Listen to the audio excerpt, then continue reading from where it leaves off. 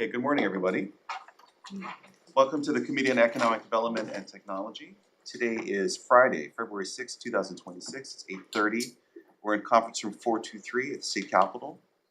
And my name is Ikaika Hasi. I'm the Vice Chair of the committee. We have this morning Chair Iligan and Representative Gideon. Let's see. Because morning hearings must adjourn prior to the floor session, which is at noon, not all testifiers may have the opportunity to testify.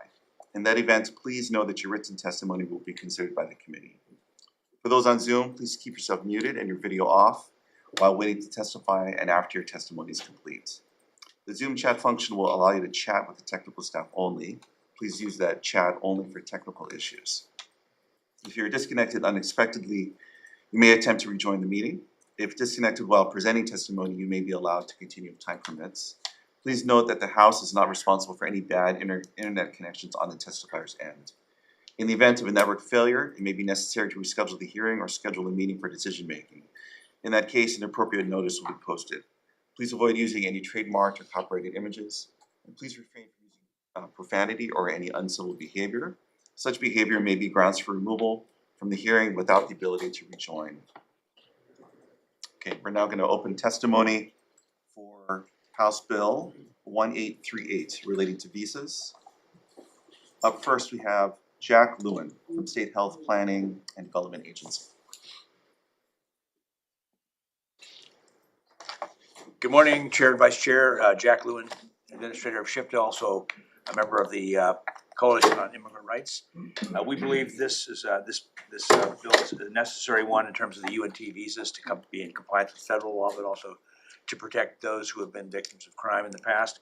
I'll stand on the testimony in strong support. Thank you. Thank you very much. Liza Ryan Gill, Hawaii Coalition for Immigrant Rights. We stand on our testimony. Thank you.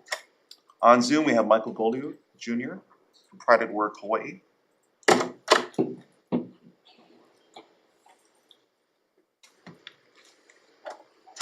Michael available. Okay, we're going to circle back to Michael. Here we have Christina Sablon from the Legal Clinic.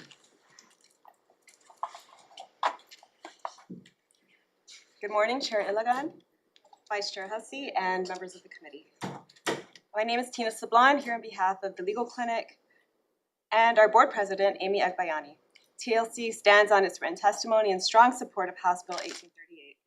UNT visas are federal protections designed to help non-citizen survivors of serious crime or trafficking safely report crimes and assist law enforcement without fear of immigration consequences. When survivors feel safe coming forward, abusers are more likely to be held accountable and future harm can be prevented. Currently, however, certification practices across Hawaii are inconsistent. Some agencies have internal policies in place, like the Department of Law Enforcement and Maui Police Department. Others do not. We've seen eligible survivors wait many months for certification or get no response at all, simply because there are no standardized timelines or policies, or because the agencies do not understand the requirements for certification and need training. These delays do not serve public safety.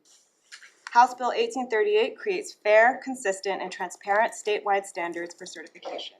It requires written policies, designated certifying officials, and reasonable response timelines. It provides training, and it will help support community safety and ensure survivors are treated equitably across counties and agencies. Mahalo for your support. Thank you very much. Next up, we have Angelina Mercado from the Hawaii State Coalition Against Domestic Violence. Aloha Chair, Vice Chair, Committee members. I'm Angelina Mercado, Executive Director of the Hawaii State Coalition Against Domestic Violence, and we represent 20 member programs who serve survivors of domestic violence, many of whom are actually trying to get UNT visas. And so we want to point out, we want to stand on our written testimony and want to point out to the committee why this is so important. There are actually federal caps on how many visas can be issued in any fiscal year. So U visas are subject to a 10,000 petition cap, and then T visas are 5,000. The more we delay the process at our state level, the less likely our survivors are actually able to have access to these visas and may have to be deferred and put on waiting lists. And the waiting period for U visas averages about 5 years, and T visas about 3 years. So this is not just a delay in justice, but this is a delay in safety. Thank you for the opportunity to testify. Thank you. Manny Fernandez, ACLU. Good morning, Chair,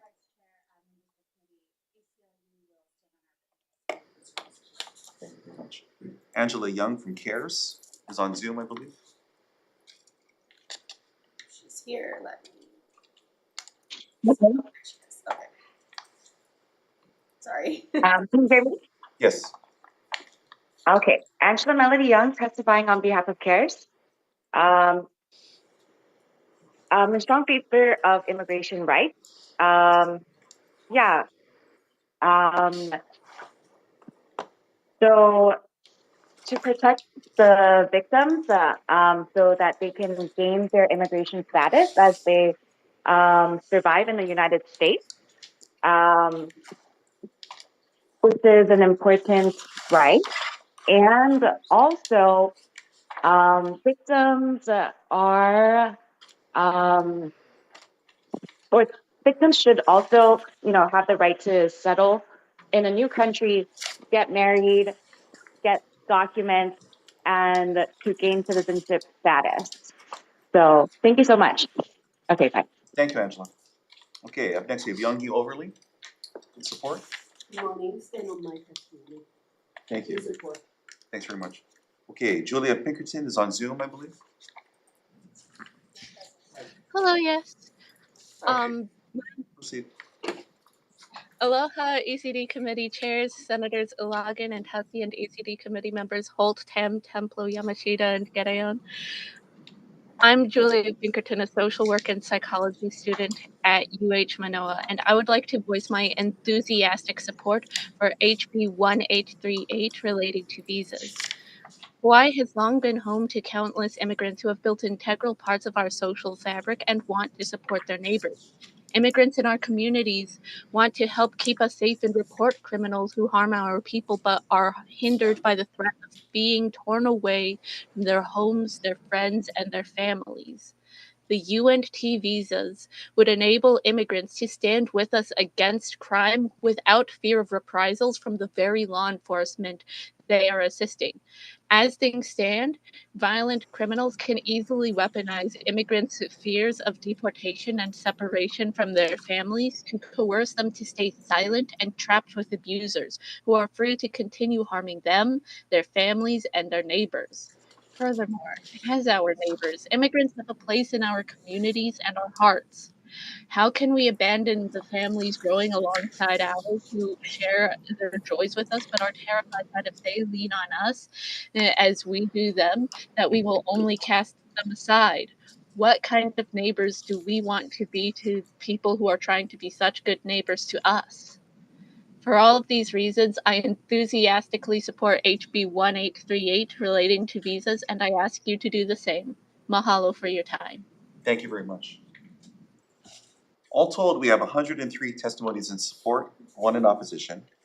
Would anyone else like to testify in person or on Zoom? Please. Thank you very much. Anybody else? Okay, are there any questions from our committee? In that case, we're going to move on to our next bill, HB 1870. For this bill, we have 142 in support and 1 in opposition. We're going to start with Stacy Aldrich from the Hawaii State Public Library System. I'm sorry, I don't know if Stacy's available. Let's move on to James Barros from the Hawaii Emergency Management Agency. Okay. How about Deborah Halbert, University of Hawaii?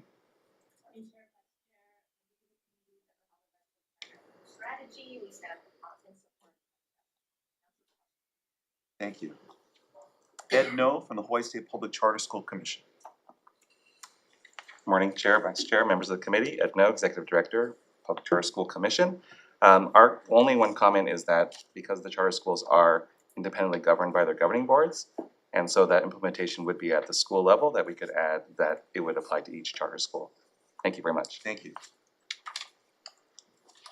Superintendent Hayashi from the Department of Education. Morning, Chair, Vice Chair, members of the committee. Shantajima, Assistant Superintendent for the Department of Education. The safety of our students is of utmost importance, and hence we rolled out guidance to the field in March of 2025 to address all of these issues. So the department stands on its written testimony, which provides comments on this measure. Thank you. Thank you. Amy Wake, Wesleyan United Methodist Church.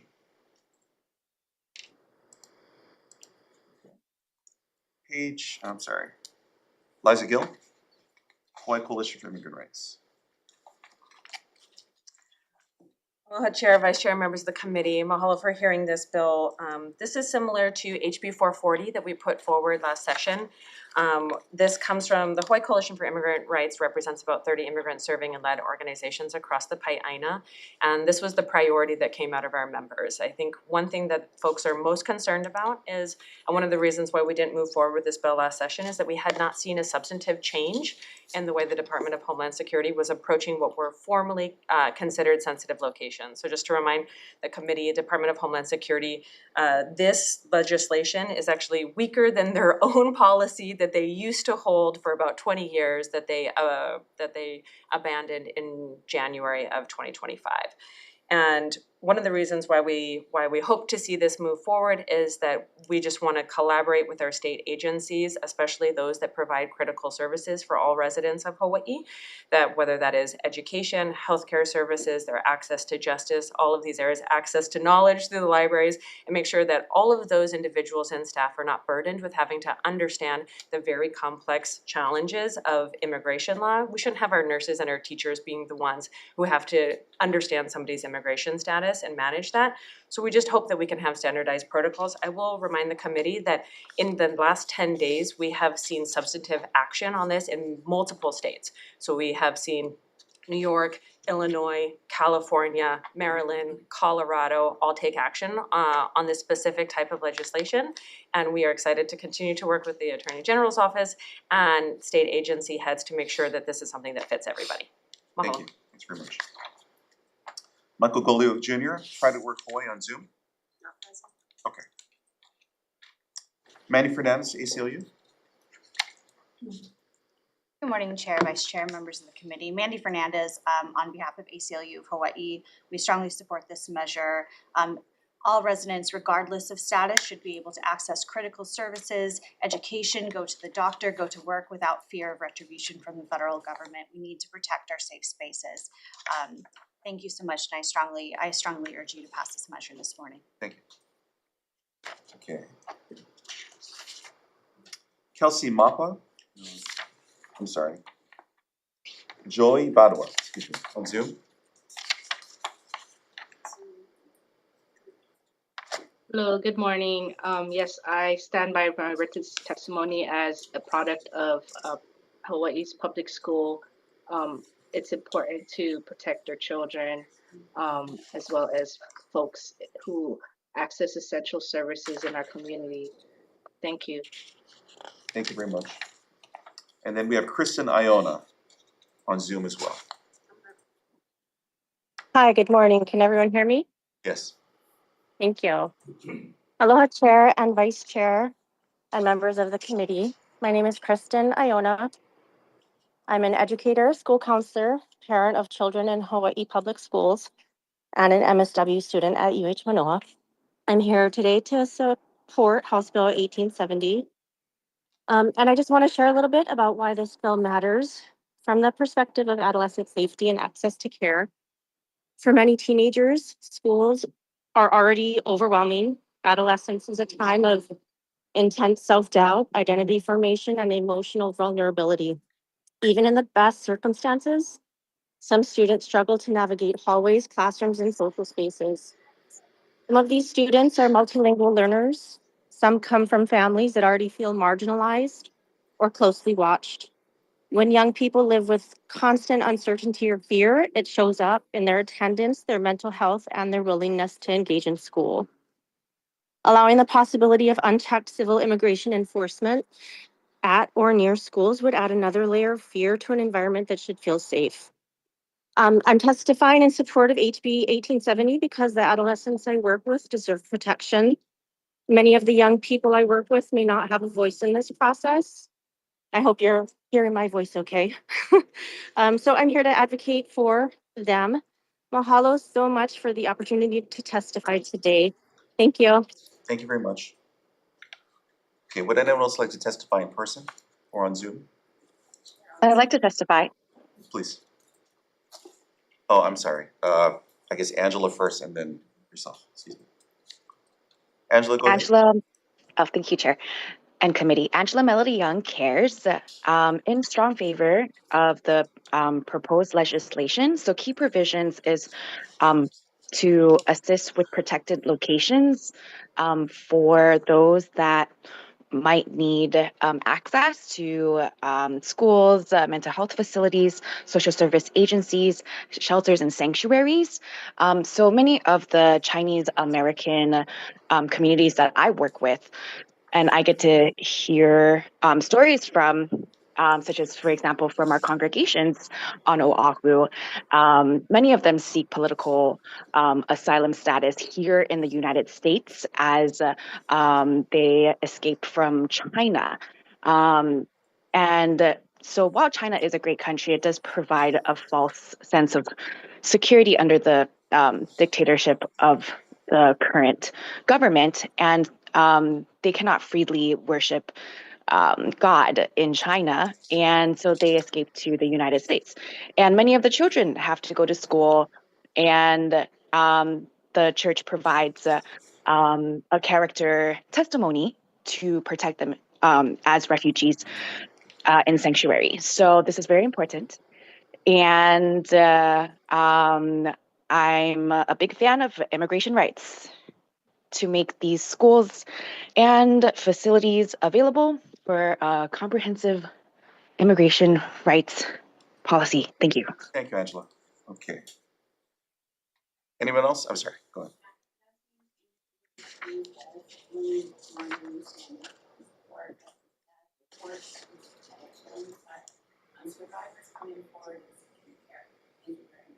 Thank you. Anybody else? Okay, we have all told 142 testimonies in support, 1 in opposition with 5 with comments. Would anyone from our committee like to offer any questions? Okay, thank you very much. Let's move to HB 2445 relating to student safety. Superintendent Hayashi, or his representative from the DOE.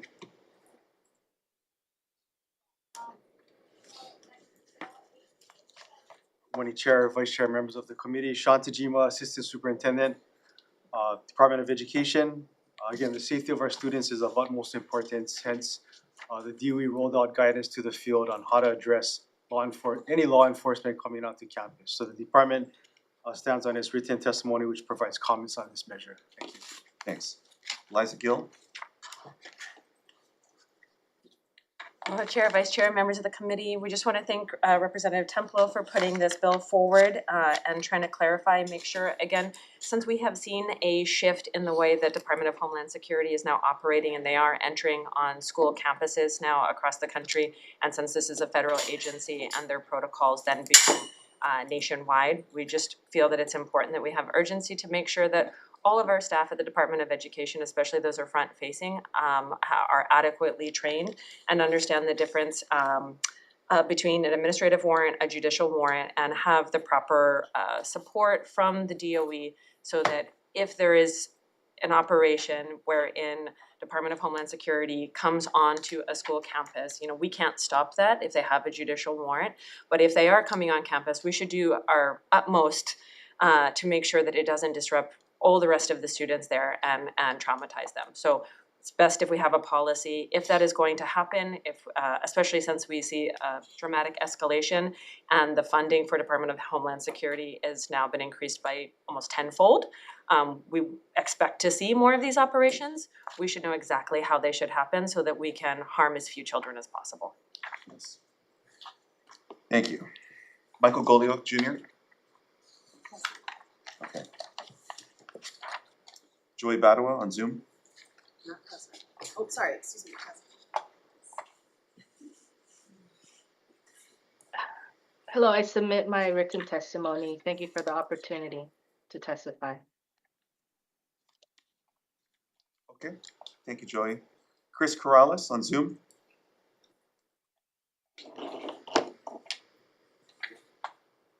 Okay, move on then to Mia. I'm sorry. He's here. Oh, he Corrales. needs to unmute himself. Okay, Chris, you're gonna have to unmute.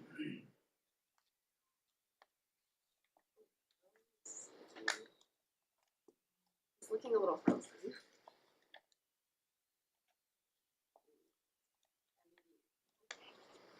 How about we move on to the next person? Are you able to hear me? Okay, go ahead. Sorry, I'm at school. Chair Lagun, Vice Chair Hussey, and members of the Economic Development and Technology Committee. My name is Chris Eliseo Corrales, and I'm a student at James Campbell High School. I'm before you in strong support of House Bill 2445, and I was one of the over 165 students that attended the secondary student conference earlier this week. We all advocated for this bill very strongly. I'm a proud family member of immigrants and a third-generation Mexican-American citizen. My grandparents immigrated in search of the American dream, and even as a citizen, I fear for the safety of myself and my peers at school. The stories we see in the news aren't just headlines, they're a terrifying reality for students across the nation. And schools are reporting about 20 to 50% of their students missing school in fear of being separated from their family. So I don't want that for people from my school, so I think the urgency of this bill cannot be overstated. And I think especially with the 2025 Department of Homeland Security removing the protected status from schools and hospitals, we cannot afford to wait for a tragedy to occur on our islands before we act. And I think this bill establishes a necessary emergency response framework. And I think the especially important aspect of this bill is that it does not impede on legal immigration enforcement, only that that does not provide the proper warrant. And I think we must be proactive and not reactive. So please help ensure our schools remain a safe haven for learning and not a place of fear by supporting this bill. Mahalo for your time and consideration, and to Representative Templo for introducing this bill. Thank you. Thank you, Chris. Right on. Okay, Mia Nishiguchi on Zoom. Okay. Would anyone else like to testify in person or on Zoom on this measure?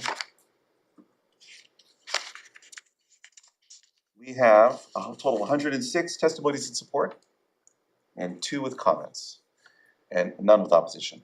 Anyone on the committee have any questions for the testifiers? Okay, very good. I do. Oh, you do? Go ahead, Yes. please. Can I ask you some questions? Morning, thank you for being here today.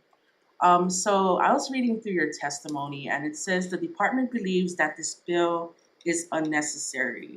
So because you're currently you have procedures in place, can you please explain to us what happens during situations like these? Yes, thank you for that question. So I think I just wanted to clarify that when we make a statement that is unnecessary, these procedures are definitely necessary. It's just that the bill is not going to initiate for us to do this because we've already rolled it out in March of last year. So just to share a broad overview of what the procedure is, we rolled out to all of the field that anytime any law enforcement, not just immigration enforcement, comes onto campus, any staff is to notify administration. So the school administration would address the law enforcement officers, ask them for their ID, documentation stating the purpose of them coming onto campus. From there, they would send the documentation to their complex area superintendent, who would route it to the Attorney General for advice from there. Now, in line with previous testimony, we totally agree with everything that you were saying, the issues you brought up, because those are questions that we had to, hence the guidance that we rolled out to the field. In a case of an emergency, which would be a little bit different if everybody's safety was going to be compromised, we would not obstruct justice in that case, but we would also immediately try to intervene to get clarification on the purpose of the visit and get advice from our Attorney General. And is this practice standardized throughout the school statewide, or each school has a different way of handling it? That's standard. We rolled this out to all of our schools in March of last year. We're planning to review it on an annual basis also. And is everyone on campus trained? It's basically a flow chart. We wanted to make it easy for everybody to follow. So the school administration has a flow chart on what to follow, and then staff were told to refer any law enforcement to school administration. So, you know how we have like fire drills and bomb threats and gun shooters? Is it at that same level of certainty and how the school would react? I think, so we don't have drills in place for this, but just picturing school level, being a former school level principal for 10 years, anytime law enforcement comes on campus, they're good about reporting to the front office where school administration is. I've never seen in 10 years an officer roam campus without checking in with the front office first. That's fair, but we're in different times now, so if somebody with a mask and we don't know if they're someone with, you know, a sickness or how can we know how to address them? Is those conversations happening? For a stranger How coming you on guys campus, address these types of things? I think we can consider putting in procedures in place to have people practice situations. I mean, we do have other drills like lockdown situations for unsafe things on campus, but those are initiated by school administration also. I think you're asking more for how does The procedure. regular staff deal with somebody, law enforcement, coming onto campus that didn't check in with the front office. Is that accurate? I guess, you know, in this kind of climate, we don't really know what goes down if they just go straight to the classroom or they would go to the administration to check in. So it's just kind of all in the air and we're just trying to be more proactive than reactive. So Absolutely. like ensuring that we have things in place is important. And I'm trying to figure out if you guys really have the things in place to address these concerns. Okay. Can I talk to you after about Oh, this? definitely, Yeah? I'd love to continue this conversation. Okay, sounds good. Thank you. Thank you. Great questions. Thanks. Any other questions for testifiers? Okay, so we're gonna move on then to HB 2540 relating to law enforcement. For this bill, we have 105 testifiers. And so we're gonna try to move things along. If you don't have something to say, that's okay. Okay, we're gonna start with Jared Radula from Department of Law Enforcement.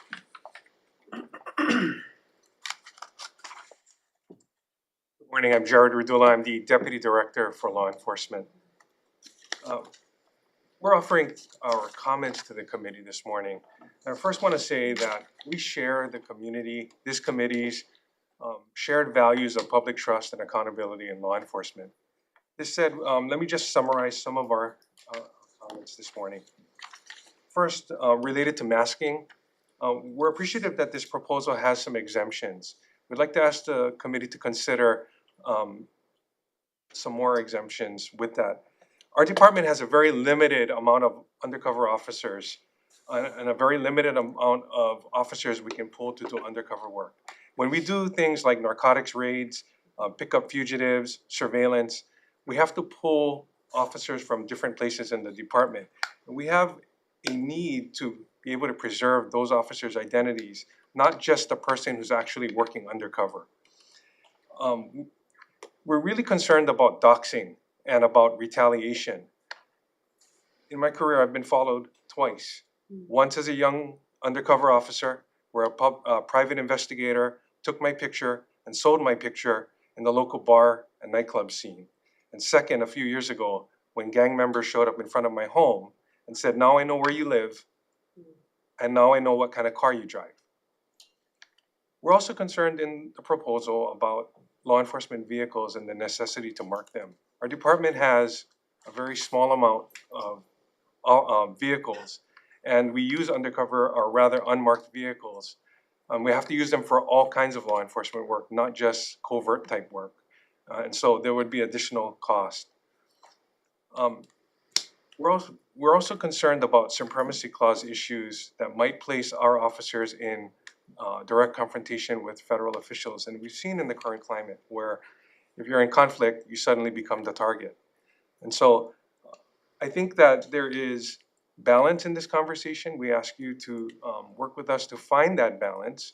One solution we might propose, at least for masking, is that there is never a time, state or local, where we as an agency have masked officers and everyone is completely masked. There are always unmasked officers at an operation where someone is wearing a mask. And we think that perhaps we could mandate that a percentage of our officers who are present be unmasked, be marked, be identifiable. As well, the masked officers are also wearing police attire with their badges out. It's just that we've covered their identities to make sure that they can't be noticed. So thank you very much for allowing me to testify. Thank you, appreciate that. Edward Aquino.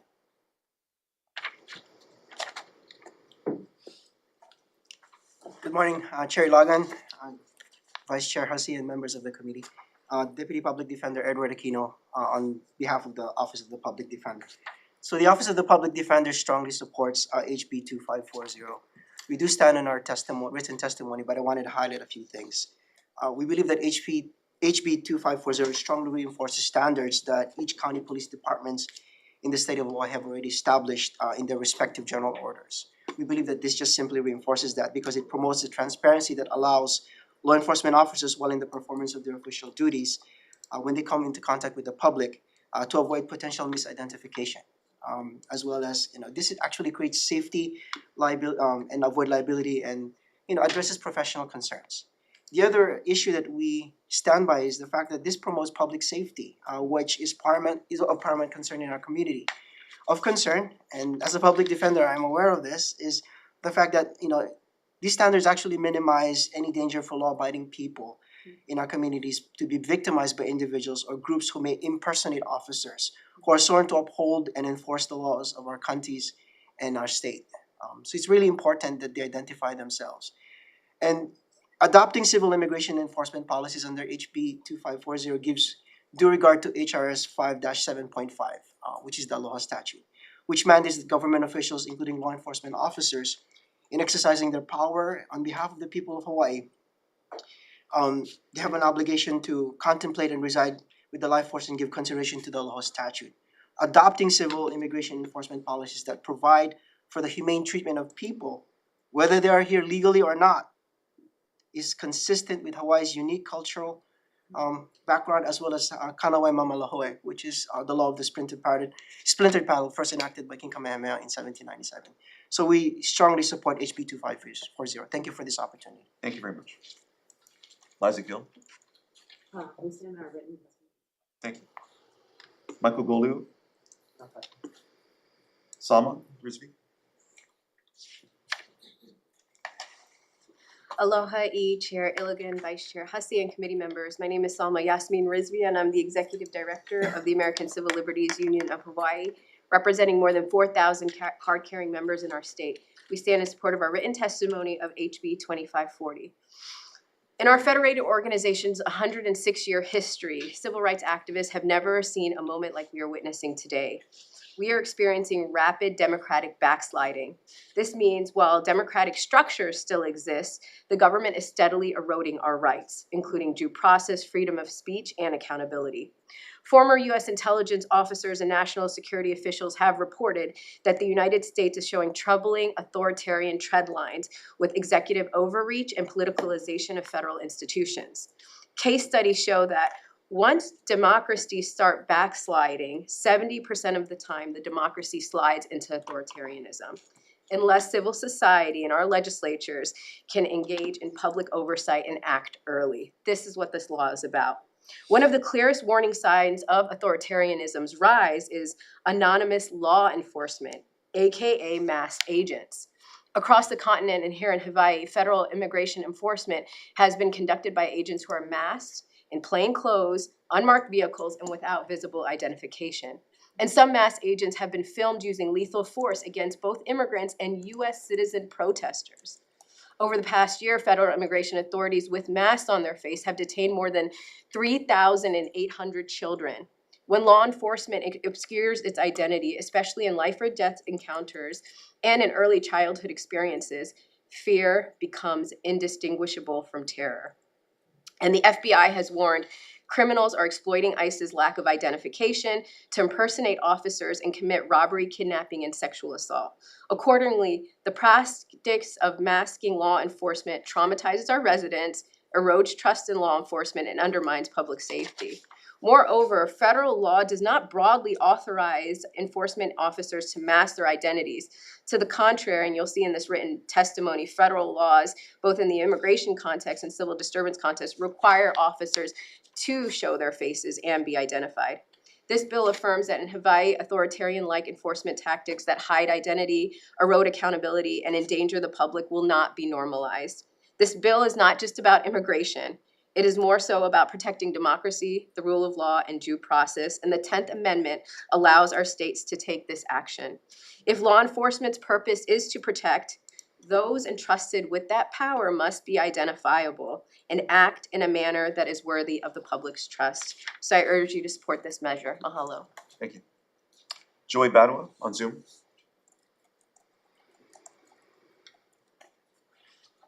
Aloha, Chair, Vice Chair, and members of the committee.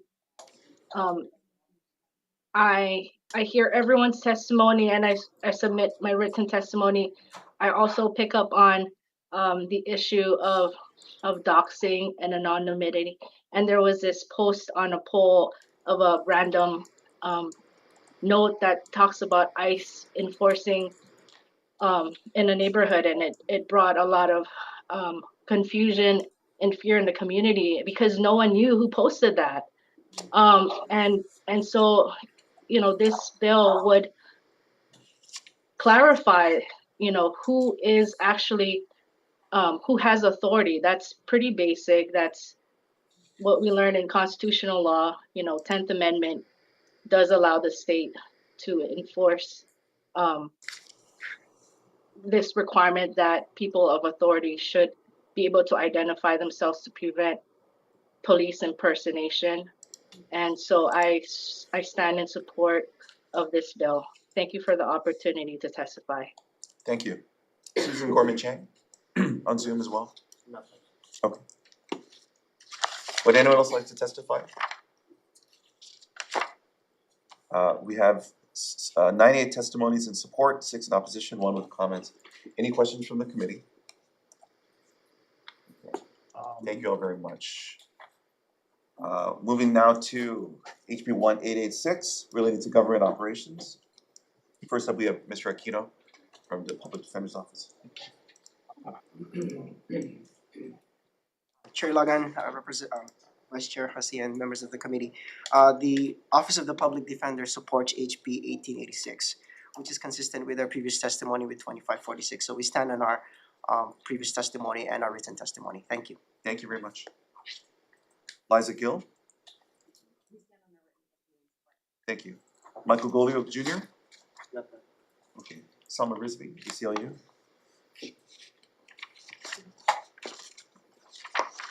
Aloha again. We stand in our written testimony in support of HB 1886.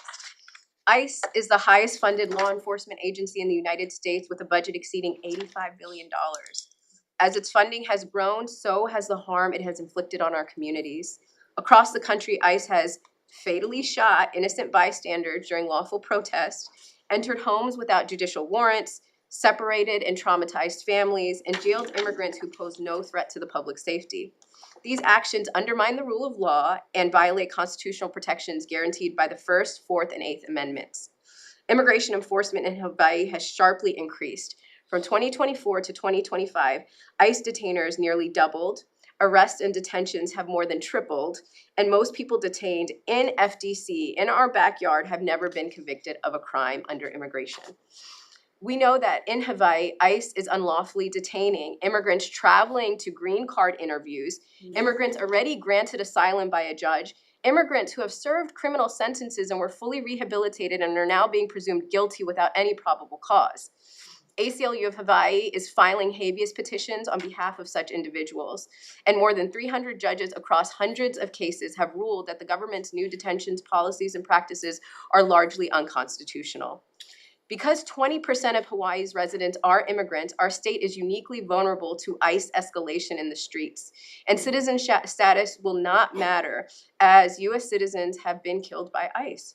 Before a member of our community suffers such a fate, Hawaii must ensure local resources are not conscripted into federal enforcement system that lacks accountability. The Constitution is clear. Under the 10th Amendment, states cannot be compelled to carry out federal immigration enforcement or be forced to cooperate. A law of non-cooperation, 1, protects families, 2, preserves public resources from liability that will ensue from local and state enforcements participating in ICE's illegal operations, and aligns Hawaii with other states such as New Jersey, Connecticut, Illinois, Washington, Oregon, and California that have already enacted new laws prohibiting cooperation with ICE. I urge you to support this measure. Mahalo for the time and opportunity. Would anyone else like to testify on this measure? Okay, any questions from the committee? We have 84 testifiers in support, 2 in opposition. Thank you very much. We're gonna move now to HB 1839 relating to immigration. First testifier is Carlota Amarino from the OIP. Okay, Mr. Aquino?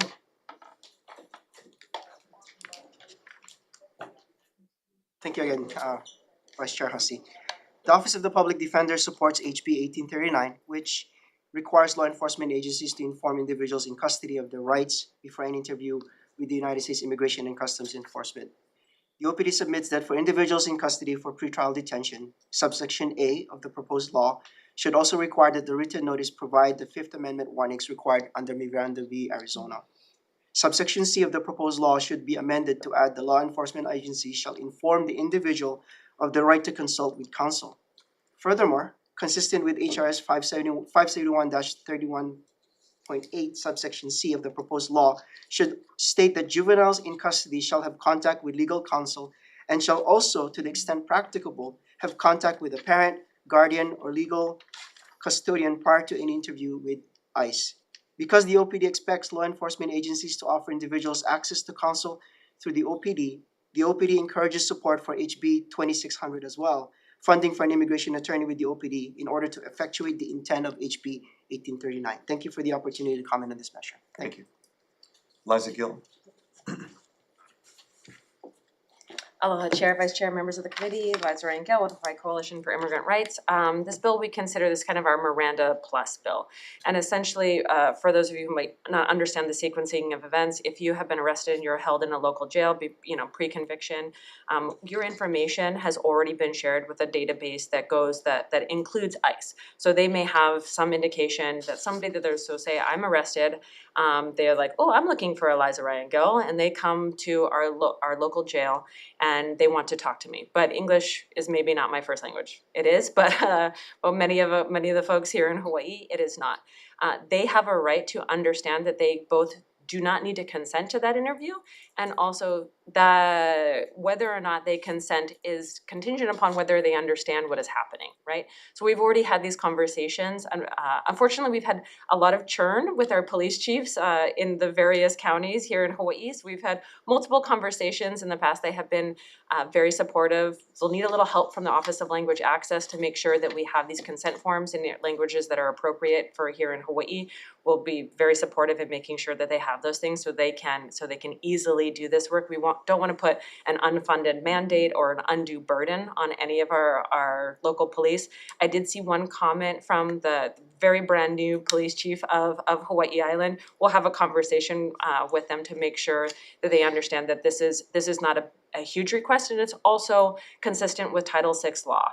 And so we need to make sure that we are providing language access. Again, once again, this is not extending any additional right. This is just making sure that people understand what is happening to them so that they don't sign papers that they can't read and cannot actually give real consent to. So, mahalo. Thank you. Michael Golio Jr. Manny Fernandez. Good morning again. Mandy Fernandez on behalf of the ACLU of Hawaii. We strongly support this measure. I'll just add that regardless of your immigration status, regardless of the language that you speak at home, you still have rights. Those rights are not as meaningful if you don't understand them, if you don't know that they are there, and if they're not being respected by our authorities. And this measure is a good step forward in making sure that people's rights are being respected and that people know that those rights are available to them. Thank you. Youngie Overly?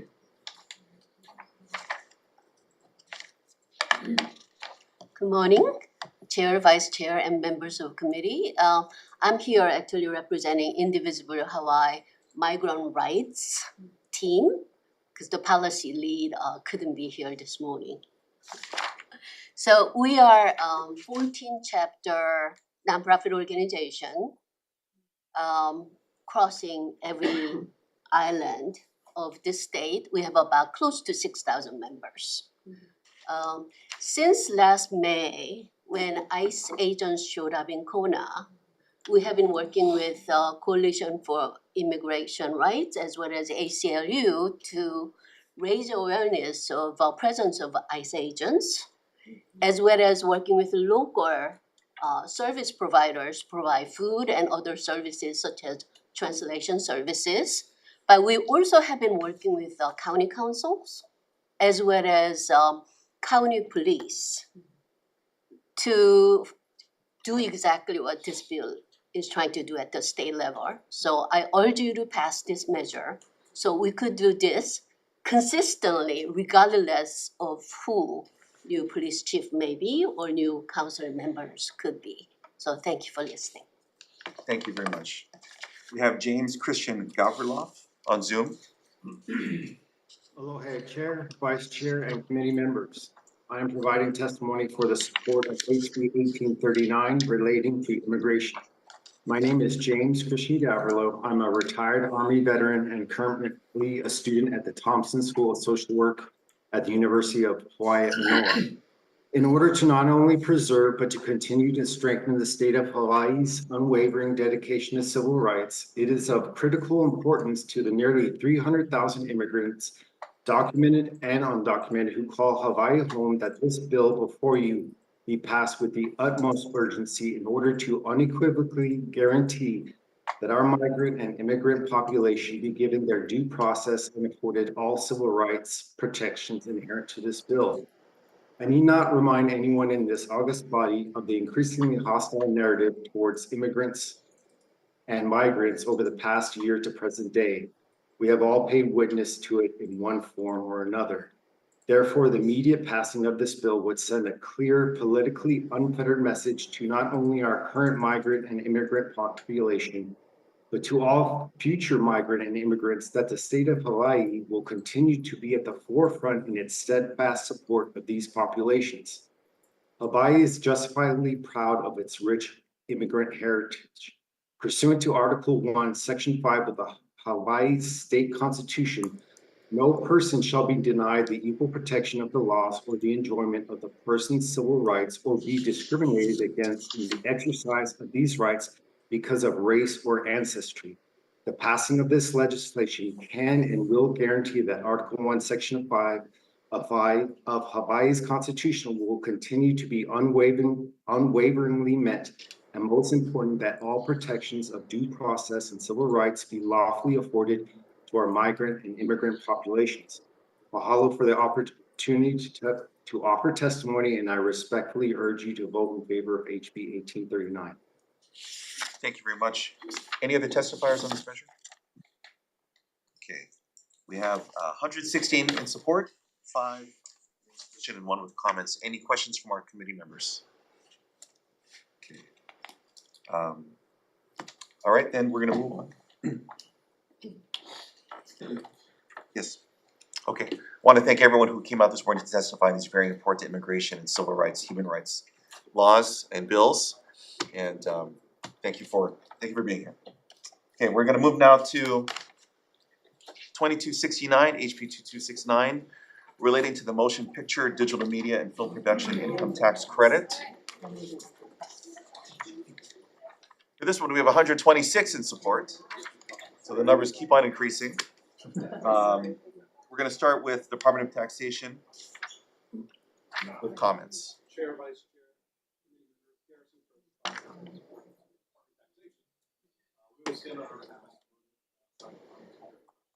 Thank you very much. Will Kane from the Office of the Governor.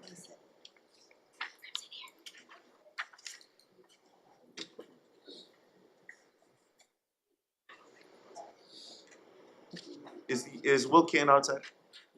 He's not? All right. Move on to Georgia Skinner, Hello. DBED. Oh, there's a traffic jam. Hold on. It's a very popular room this morning. It is very popular. You're running a tight ship. Chair, Vice Chair, members of the committee, Georgia Skinner from Creative Industries Division, DBED. And thank you. We stand in support of this measure and look forward to any questions that you might have. I also have David Keeley-Iholikai here today. He's the lead for our tax credit program for any specific questions on any of the measures. Thank you. Okay, thank you very much.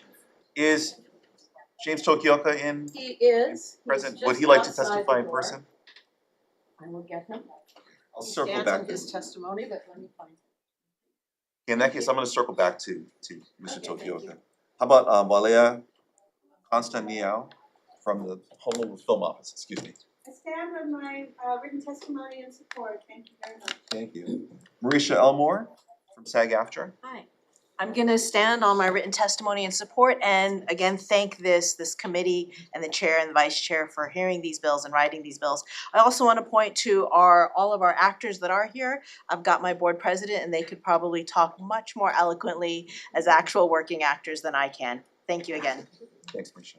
Michael Golio Jr. on Zoom. All right, Dave Erdman from the Retail Merchants of Hawaii.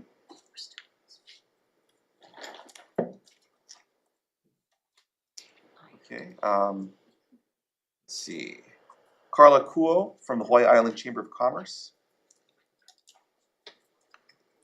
Oh, I'm sorry, I'm looking at the wrong thing. Karen Polk from the Kapolei Chamber of Commerce. Chair, Vice Chair, members of the committee, Karen Polk, CEO of the Kapolei Chamber of Commerce. I stand on our written testimony. I just want to take a quick moment to emphasize just the business impact, especially our small businesses on the west side throughout our state. And I thank you for hearing this measure today. Thank you. Irish Barber from the Hawaii Film Alliance. Aloha, Chair Ilogan, Vice Chair Hussey, and members of the committee. My name is Irish Barber. I'm the president of the Hawaii Film Alliance. Mahalo for the opportunity to testify and for working with us since last session. We have not seen such strong support for the Hawaii's film industry as we have today. From the acknowledgement on the House floor of our Bills Chair, John Salanoa, to Senate President's supportive remarks and Governor's mention of the film industry in the state of the state, we're very grateful. We will stand on our written testimony in strong support of HB 2269 and just want to highlight two things. First, the film tax credit is a powerful jobs creation program. It aligns directly with one of the state's highest priorities, keeping local people here at home with meaningful, sustainable jobs. When Hawaii has 2 TV shows in production at the same time, our industry approaches near full-time employment. That translates into thousands of consistent jobs for local crew members, performers, and small businesses working. These are skilled, high-wage positions that allow families to stabilize, plan for the future, and remain rooted in Hawaii. Finally, in a DBED report released in 2024, it reported that tourists who visited in 2022 were asked what brought them here.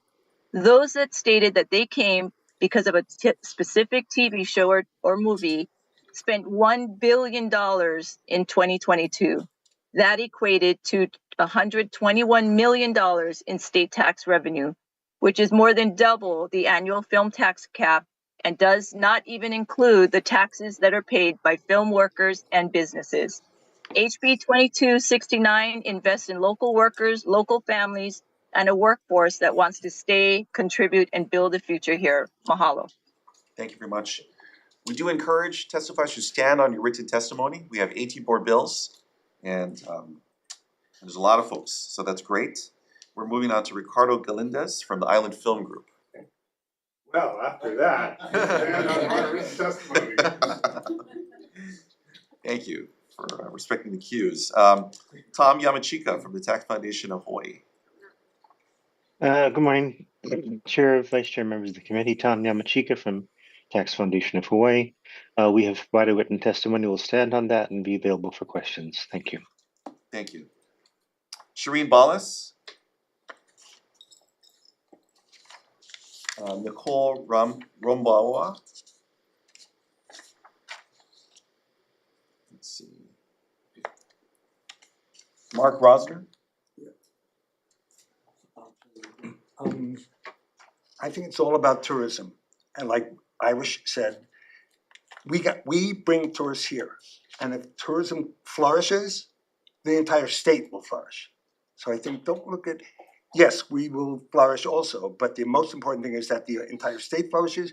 Tourism feeds the entire state and it will trickle down to everybody else. So we gotta have one show.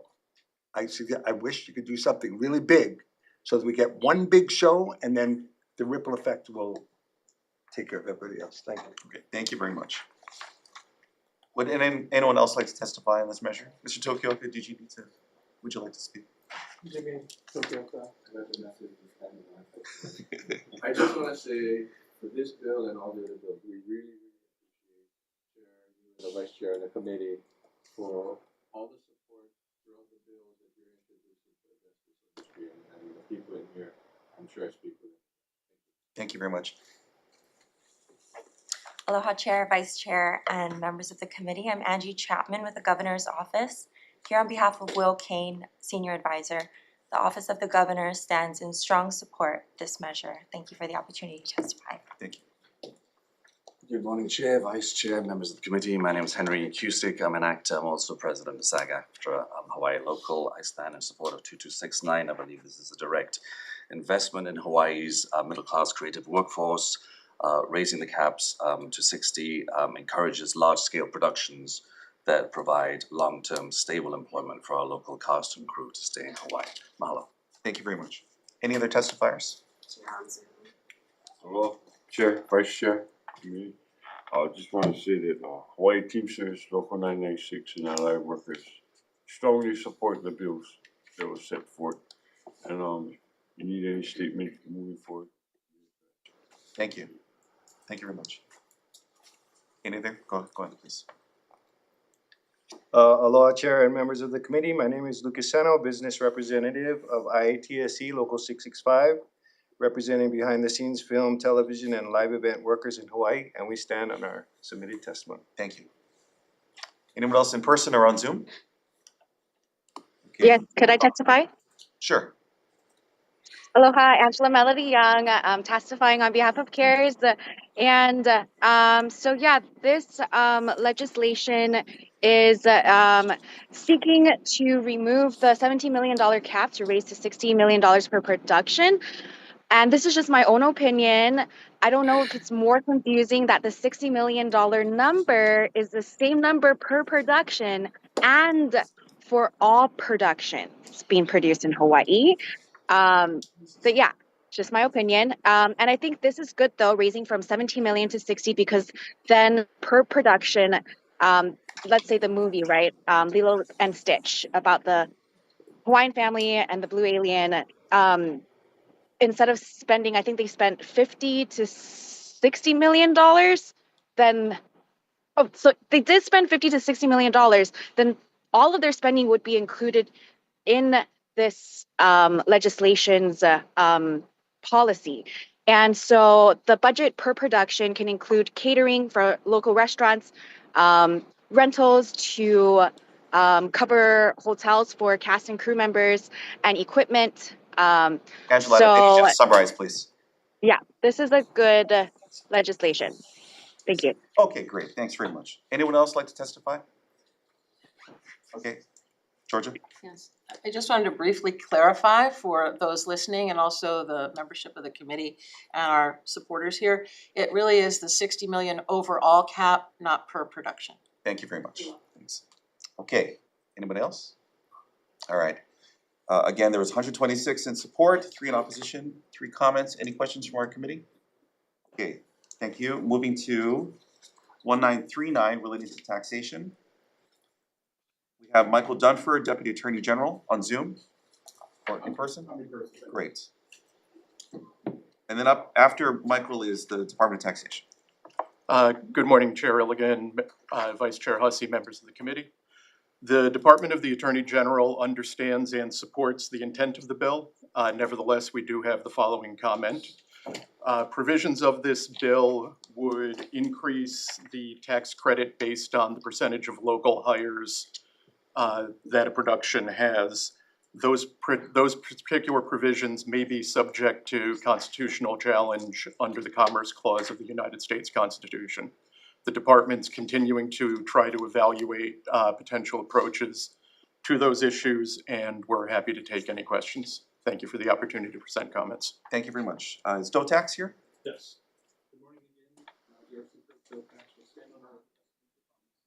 Thank you. And the DBED director? Jimmy Tokioka will stand on our written testimony with comments and we can reach the solutions that the Attorney General we need to hire local people. Yes, we do. Okay, SAG-AFTRA. Again, standing on our written testimony as we have actors here, I did want to point that the local hire issue, that this is a bonus and not a barrier, and that's something to consider. Recent Supreme Court case, National Pork Producers Council versus Ross in 2023, where the court clearly and stated and clarified that unless the state law purposefully discriminates against out-of-state interest or individuals, that it could be upheld as a legitimate local interest. And I think hiring local and local workers is indeed a legitimate state interest. Thank you. Thank you. Gerard Elmore, followed by Michael Goldio Jr. Okay. Is Michael in? Okay. And then Irish Barber, followed by Tyler Young. I'm sorry, followed by Tom Yamachika. So Irish? Irish Barber, Hawaii Film Alliance stands on our written testimony and open for questions. Mahalo. Thank you. Tom Yamachika, followed by Shireen Ballas. Good morning, Chair, Vice Chair, members of the committee. Tom Yamachika from Tax Foundation. We stand on the written comments and are available for questions. Thank you. Shireen Ballas, followed by Nicole Rambawa. Shireen in? Okay. Nicole Rambawa, followed by Mark Rosner. Okay. I stand on my Okay. Okay. Let's see. I think that's all we have in terms of our testimony. Would anyone else like to testify? I'd like to testify, Chair. Actually, hold on one second. There's someone here. Come on, please. Thank you. Thank you, Chair, Vice Chair, member of the committee. Henry Cusick, Hawaii SAG-AFTRA, President, Hawaii SAG-AFTRA Local. I believe that this bill, I'm standing in support of 1939. I believe this bill will keep our best and our brightest talents at home here in Hawaii, and is a step in diversifying our local economy. Mahalo. Thank you. Angela? Yes, Angela Melody Young testifying on behalf of CARES. Yeah, so I'm actually in a production as Miss Chinatown, Angela, are Honolulu, you in support or in representing Hawaii, opposition? USA. I am in support because Summarize. yes, okay, so in the legislation, it does have as policy to focus on Indigenous content. So the University of Hawaii, the School of Cinematic Arts, emphasizes Pacific Islander and Asian American narratives. I think as you're strengthening the pipeline of students that are going to be transitioning to have successful jobs in the filmmaking industry, to have this policy legislated is good preparation to work with the University of Hawaii school system. And then also to have local hires is also a good thing to include for getting the local cast and crew and extras that are locally from Hawaii. Thank you. Okay, any other testifiers?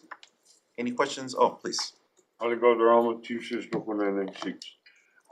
Layman's terms. I'm not saying you cannot film here. I'm saying that if you do, in fact, then this is a percentage you can get, you know what I mean? But at the end of the day, you're not saying that you cannot. So all that, discriminatory stuff with the laymen, I don't get it. But I just know that we need local people for stay home and stop leaving the island. Appreciate it. Thank you. Any other testifiers? Any questions from our committee? I want to thank the 65 testifiers in support and 5 with comments. Moving now to HB 2037.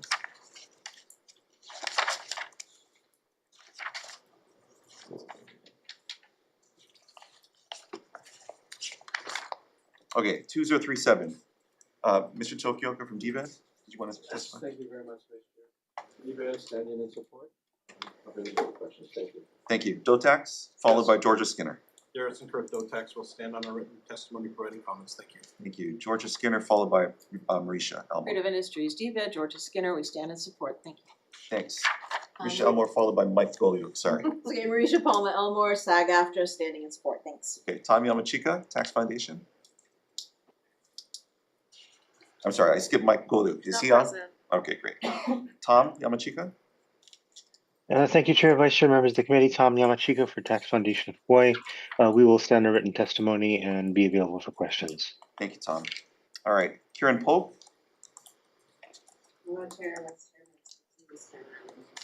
Thanks. Irish Barber, followed by Shireen Ballas. Irish Barber, Hawaii Film Alliance, we stand on our written testimony. Thank you. Shireen Ballas. Okay, Mark Rosner. I stand on my testimony, again, reiterating about how we sell tourism. And it's all about tourism, and if tourism flourishes, it will trickle down to everybody. Thank you. Ricardo Galindez. Okay, great. Would anyone else like to testify on this measure? Oh, please. Thank you. Anybody else? Can I testify? Yes. Sure. Go ahead. Chair. Briefly. Angela Melody Young, in strong favor on behalf of CARES. And so this increases the tax credit from $50 to $60 million. And when we consider, for example, Rescue High Surf was spending $65 million, and then Hawaii 5.0, $3 million per episode, but in 2011, $400 million in a single year. So while $60 million is a good amount, I think comparatively, if we look at the comprehensive coverage of the financial credits in California and New York, it is much higher. So I think as Hawaii is building its industry, it is a good start. And for example, like Hunger Games was $130 million in a single year, and Pirates of the Caribbean was $60 million. So just so you kind of get a feel of how much television series spend and movies spend. And my friend was an extra. She was the Katniss Everdeen double for Hunger Games. Okay, thank you. Angela. Very happy for your friend. Okay, anyone else like to testify? Keep says in support. Thank you. Okay, anybody else? Any questions from our committee? All right, we had 103 in support, 1 in opposition, 2 with comments. Moving now to HB 1635 relating to taxation. Garrison Kirk, Department of Taxation will stand on her written testimony. Okay, thanks. You read my mind. All right, Director DBED.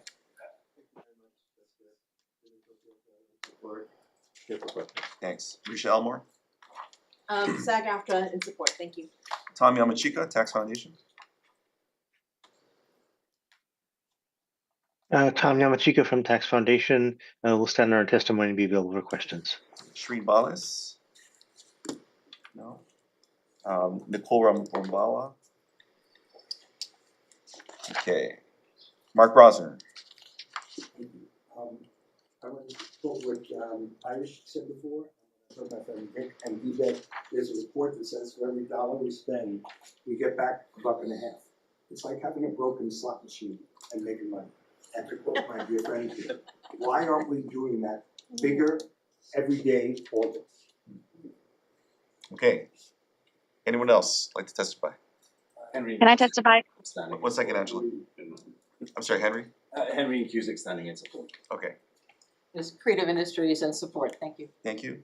Anybody else? Chair? Go ahead, quickly.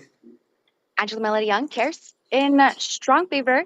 So why include a legal framework for defining streaming platforms? It helps with clarification of legal responsibility.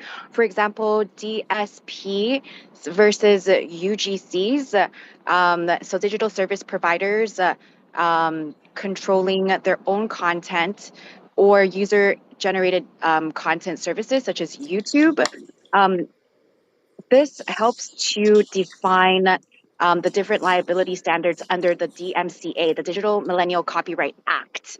So it helps to protect the streaming platforms when you put in this additional statutory language to define streaming platforms in law, because it's essential to modernizing the legal framework and to help protect consumers.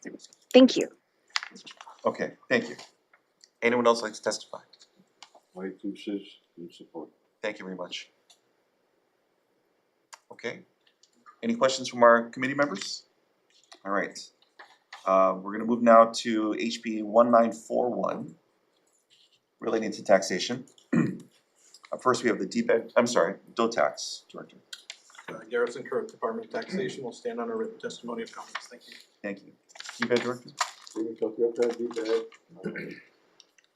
Okay, thank you. Then we have Tax Foundation, followed by Irish Barber.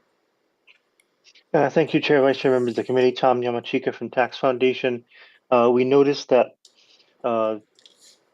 this bill adds restrictions to the availability of the credit, and it may unwittingly disqualify larger productions in which post-production needs to happen in a different year from shooting footage in Hawaii.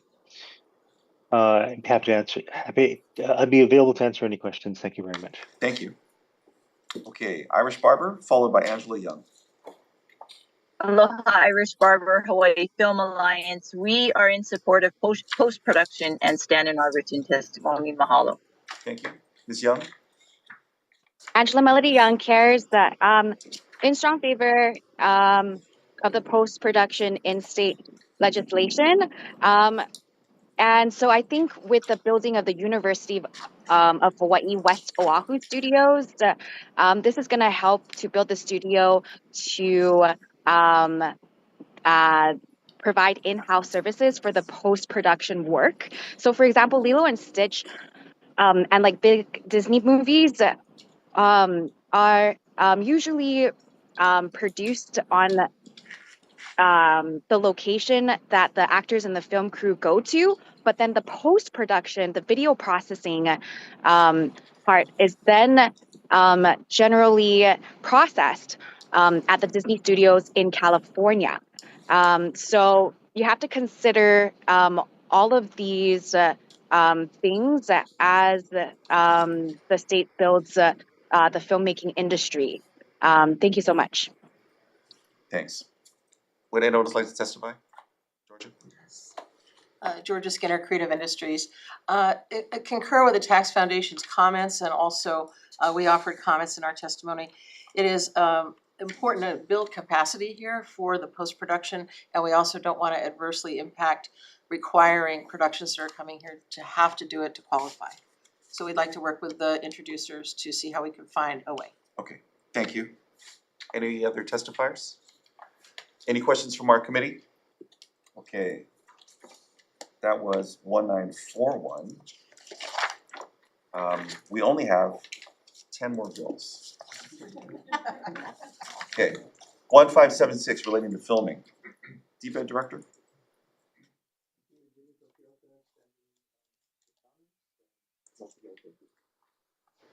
Okay, Irish Barber? Hawaii Film Alliance Irish Barber standing on our written testimony. Mahalo. Would anyone else like to testify? Okay. I'm just gonna. Angela, I just want to ask for you to please not summarize the bill, okay? Oh, okay, yes. I just want to say that I'm a fan. Great. Because it's my representative's legislation. Yes. Okay, very good. Any other testifiers? Okay, any questions from the committee? Okay. That was 13 in support, 1 with comment. HB 2568. Director of DBED. again, the intent and stand on our testimony. Thank you. Tom Yamachika?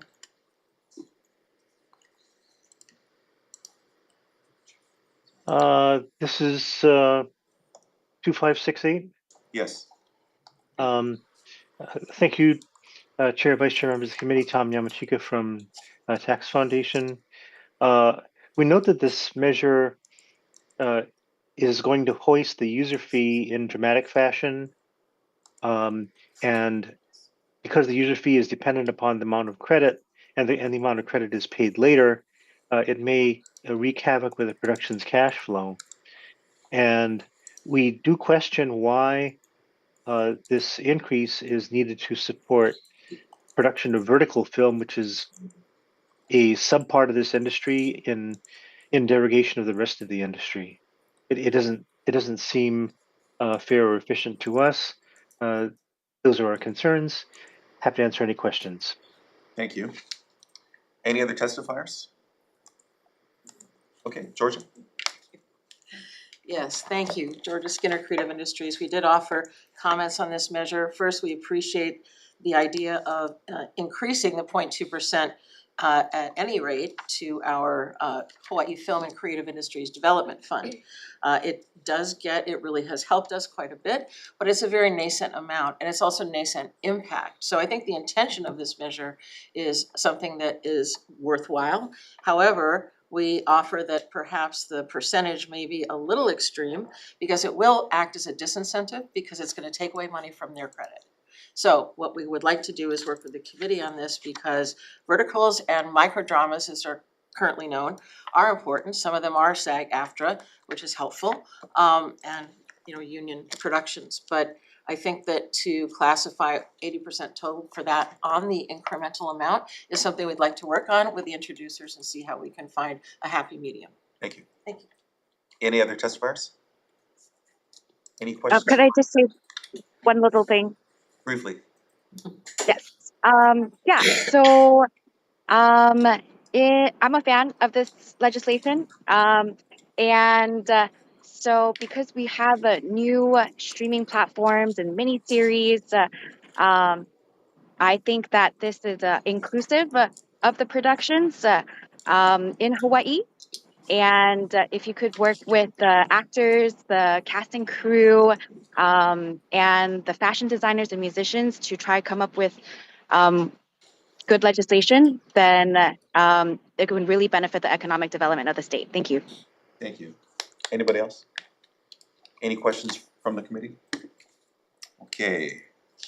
Moving now to HB 2267, relating to the Hawaii Film and Creative Industries Development Special Fund. We're going to start with Georgia Skinner. Stand on my testimony and support and appreciate the effort to help keep this fund going for local filmmakers. Thank you. Irish Barber. Stand on my testimony and support. Mahalo. Okay. Any other testifiers? Yes, Chair, just briefly, Go ahead. if it's okay. Yes. Okay, yeah. Angela Melody Young, and on behalf of CARES, I'm a fan of this legislation, and so I think by helping to assist with this funding source, perhaps then the state can afford to pay for more training to help the University of Hawaii students, and to perhaps build workshops. There is already a workshop in the creative industries for film and music, and I tried to sign up for a class, and I don't know if they got funding, so I don't know if they did the class or not. And so it does help to build stronger alumni graduate networks within the University of Hawaii system so that more students that then transition to successful careers can help train students and create internship opportunities if you have these University of Hawaii students and teachers teach alongside with the state. Thank you. Thank you. Any other testifiers? Any questions from our committee? Okay, we're going to move now to 2590. This one only has 104 testifiers. Okay, so we're going to start with Georgia Skinner. This Yes, is related thank to you. taxation. Stand on our testimony and support. Thank you. Thank you. DOTAX. Garrison Curtis, Department of Taxation, will stand on our written testimony, providing comments. Thank you. Thank you. Marisha Elmore, followed by Tom Yamachika. Standing on our testimony. Thank you. Tom? Yamachika? Yes, thank you, Vice Chair and members of the committee. Tom Yamachika for Tax Foundation. We note that the bill is actually seeking to reinstate the tax environment that was in place before 2019, which is something that the industry had relied upon, given the guidance that had come out from Department of Tax in 2008, 2009, and was affected by a series of flip-flops from the Department of Taxation beginning in 2019. So we think that certainty in tax treatment is essential for any industry, including this one, and we'd be happy to answer any questions. Thank you very much. Henry Fordham, IATSE? Stand. Thank you. Kieran Polk, Kapolei Chamber of Commerce. Thank you. Irish Barber, followed by Melissa Patak.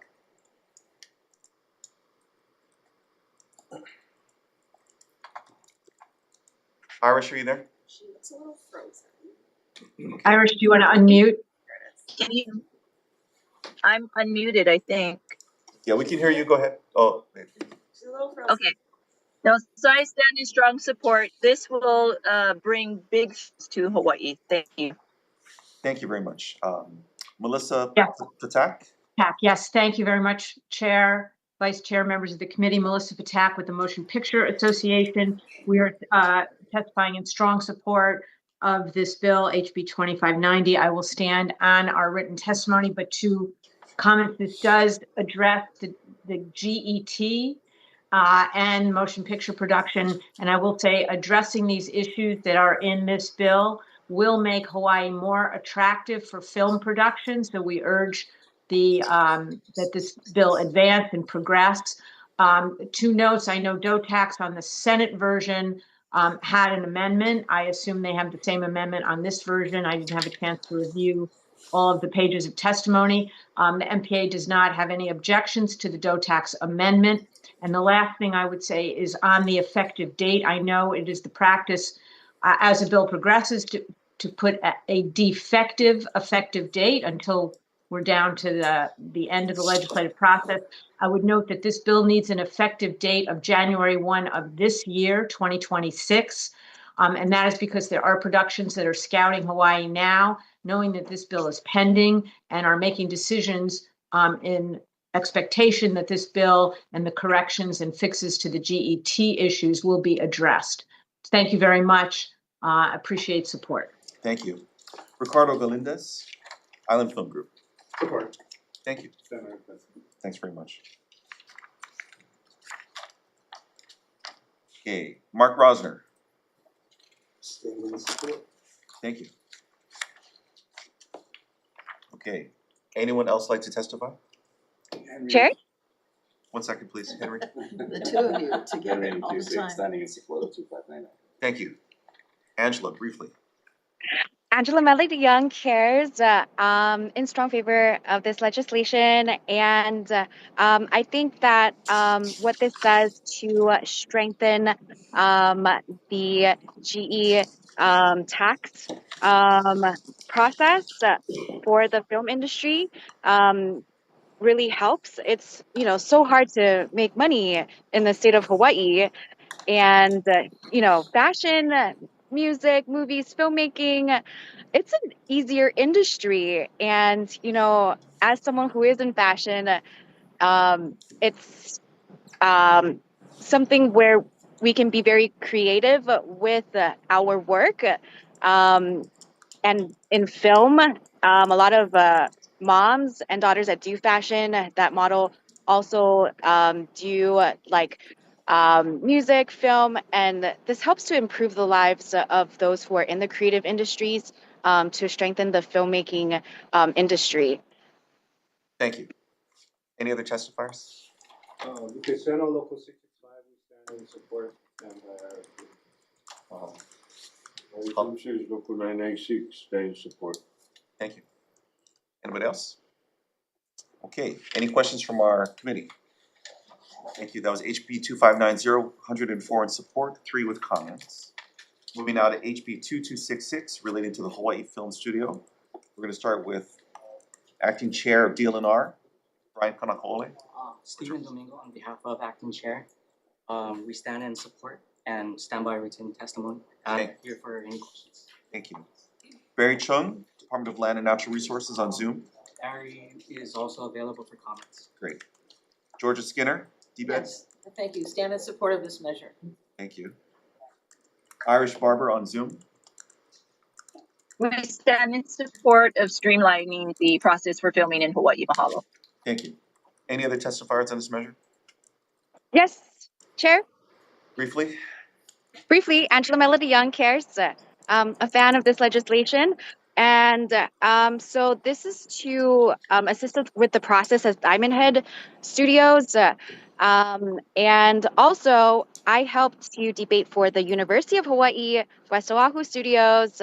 So when you maybe have time, could the committee also consider talking to the author of council of the University of Hawaii Film Studios, the tax credit legislation that helps to build the studio, so that then these priorities can come out with a comprehensive plan together and to cover every single aspect of the film industry, from workshop trainings to building careers and helping with post-production studios. Yeah, thank you.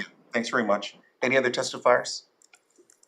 Vice Chair, that this bill, of all of the bills that are all important, this will eliminate the process of the film office going to DLNR every single board meeting to get approved for the permit. And I really appreciate DLNR's support of this procedure. Thank you. Yep. Any other testifiers? Thank you. Any questions or from our committee? Okay, we'll move now to HB 2266. Christine, we have our CIO here to testify. I'm sorry, I looked at the wrong one. My apologies. Oh no, 2597, excuse me. Okay, 2597. This is related to artificial intelligence. Okay, wonderful. Okay. Aloha Chair, Vice Chair, members of the committee. My name is Christine Sakuda. I'm the State Chief Information Officer. I'm also the administrator of the Office of Technology Services, Office of Enterprise Technology Services in the Department of Accounting and General Services. And we are in support of Bill 2597. I don't know if you know this, but the Office of Enterprise Technology Services is responsible for enterprise IT governance, focused on the executive branch. We provide cybersecurity and networking services. We support critical IT infrastructure within the state.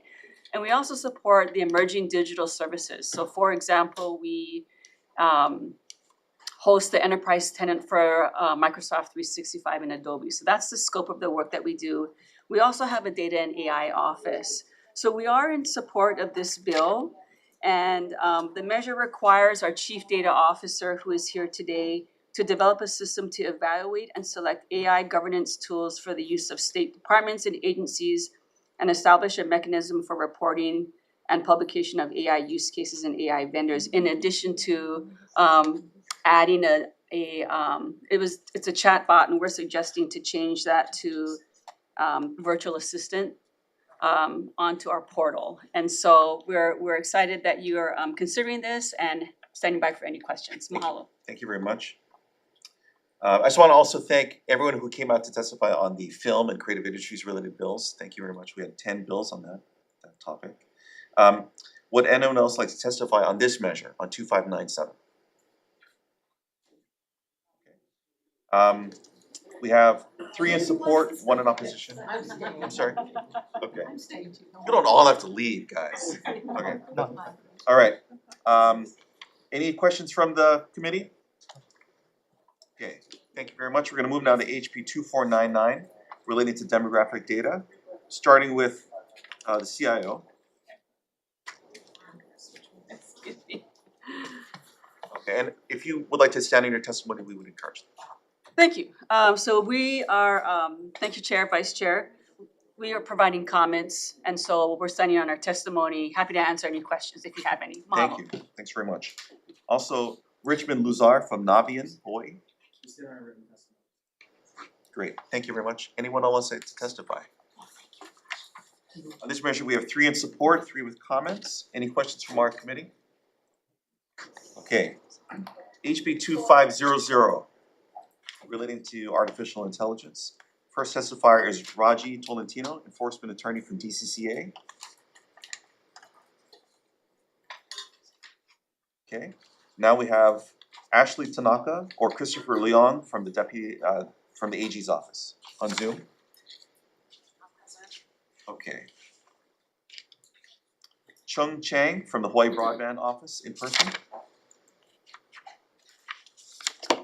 Okay. William Martinez from the State Privacy and Security Coalition on Zoom. Good morning, Mr. Chairman, members of the committee. My name is William Martinez. I serve as counsel to the State Privacy and Security Coalition. SPSC represents more than 30 companies and 7 trade associations across the retail, technology, telecommunications, healthcare, and payment card sectors. Thank you for the opportunity to testify today. While we will stand on our written testimony, I just want to briefly underscore one point that I believe is really important for the committee to consider, and it's Colorado's experience with comprehensive AI legislation. HB 2500 closely resembled Colorado's AI Act in both structure and approach. That law moved from introduction to enactment in just 37 days, making Colorado the first state to adopt a broad economy-wide AI statute. However, the governor signed the bill with reservations, warning that its broad definitions and unresolved obligations could confuse and complicate compliance across the AI ecosystem. And those concerns have proven well-founded. More than 2 years after its enactment, the law has not taken effect. The legislature last year had to revisit the statute to delay its effective date without resolving the core design issues identified at signing. So that experience serves as a cautionary tale of what can happen when prescriptive AI legislation moves forward faster than the underlying understanding of how these systems operate. For that reason, we respectfully urge the committee to proceed with caution and defer HB 2500 to allow for further refinement and stakeholder engagement. Thank you. Thank you. Computer and Communications Industry Association. Yeah, thank you, Chair. My name is Aidan Downey with the Computer and Communications Industry Association Opposition. I want to echo what Mr. Martinez said, as well as point out some concerns about the definitional scope being too broad, some of the uncertain regulatory frameworks that create a disadvantage for Hawaii's economy, and concerns about the joint and severable liability provisions. And we submitted more fleshed out written comments, so I'll stand on those. Thank you, Chair. Thank you. Anyone else like to testify? Okay. For this measure, we had 3 in support, 4 in opposition, 6 with comments. We're gonna move, I'm sorry, are there any questions from our committee? Okay, we're gonna move now to HB 2502. Related to artificial intelligence. Superintendent Hayashi's representative here. Thank you. Ashley Tanaka or Christopher Leong from the AG. Robert Singleton, Chamber of Progress. Morning, Chair. I'll keep our comments brief. Just have some couple concerns with this. We're in registered opposition to HB 2502, but actually really appreciate the bill's intent, especially in contrast to the other AI bill that you guys considered last Friday in terms of the approach. Biggest concern we have is just the broad scope of the definitions, which could prohibit the use of some educational chatbots that could be very helpful, as well as the concerns around the actual knowledge standard of someone's age and how that would be determined. So I just want to make sure that those concerns are on record. Thank you. Okay, thank you very much. Google. Aloha Chair, Vice Chair, members of the committee, Nahalani Parsons, testifying on behalf of Google in support of HB 2502. While we believe that generative AI like Gemini can be a really powerful tool for learning, for creativity, and for preparing our young people for an AI-driven future. However, we also recognize that minors have unique developmental needs that require unique protections. We're in strong support of this bill, and we have put together some very thoughtful amendments that are included in our testimony. The intent behind that is really to create a baseline. We don't currently have any tools in the toolbox to enforce this, and this is a very carefully drafted legislation that is based off of the California and New York models, that our intention is to see this through and get it passed so that we have a tool in the toolbox. And most importantly, we have granted the Attorney General the enforcement capacity. If you have any questions about the individual amendments, I'm happy to walk through them, but I really want to stress that the nuance in the amendments is to customize them for California, to bring them in line with California and New York, and also just to make this bill successful. Thank you very much. And the Teamsters. Okay. Anyone else like to testify? Any questions from our committee? We had 4 in support, 1 in opposition, 1 with comments. Moving to HB 2607, relating to publicity rights. First up, we have Jasmine Chain from the Hawaii State Commission on the Status of Women. I apologize if I'm getting your name wrong. No worries.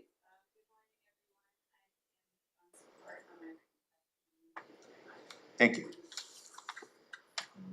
Michael Goyuk Jr. on Zoom. Not present. Christian Fern from UPA. No. Robert Singleton, Chamber of Progress. Morning again, Chair. Again, be very brief.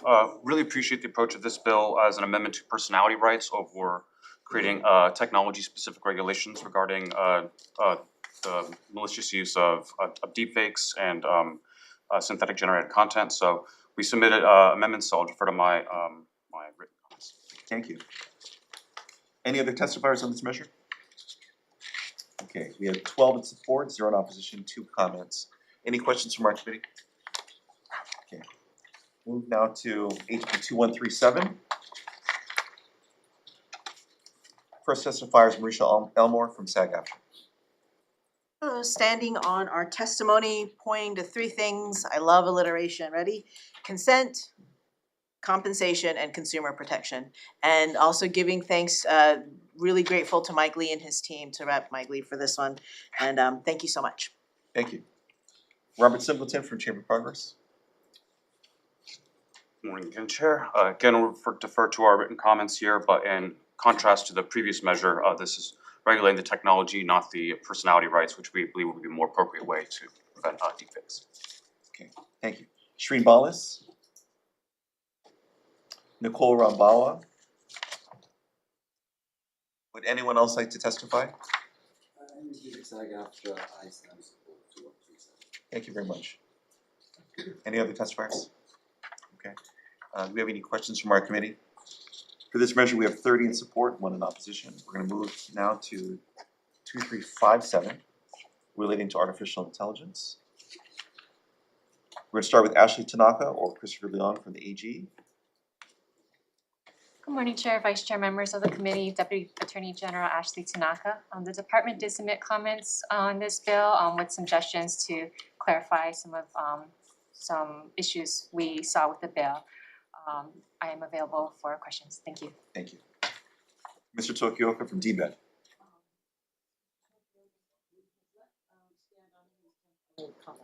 Thanks. Robert Singleton. Again, Chair, I'll defer to our written comments, but we have concerns around the constitutionality and how this could potentially chill protected speech. Okay, thank you. Any other testifiers? Georgia Skinner on behalf of Creative Industries DBED. Just wanted to caution that some unintended impacts, particularly related to the section regarding music industry.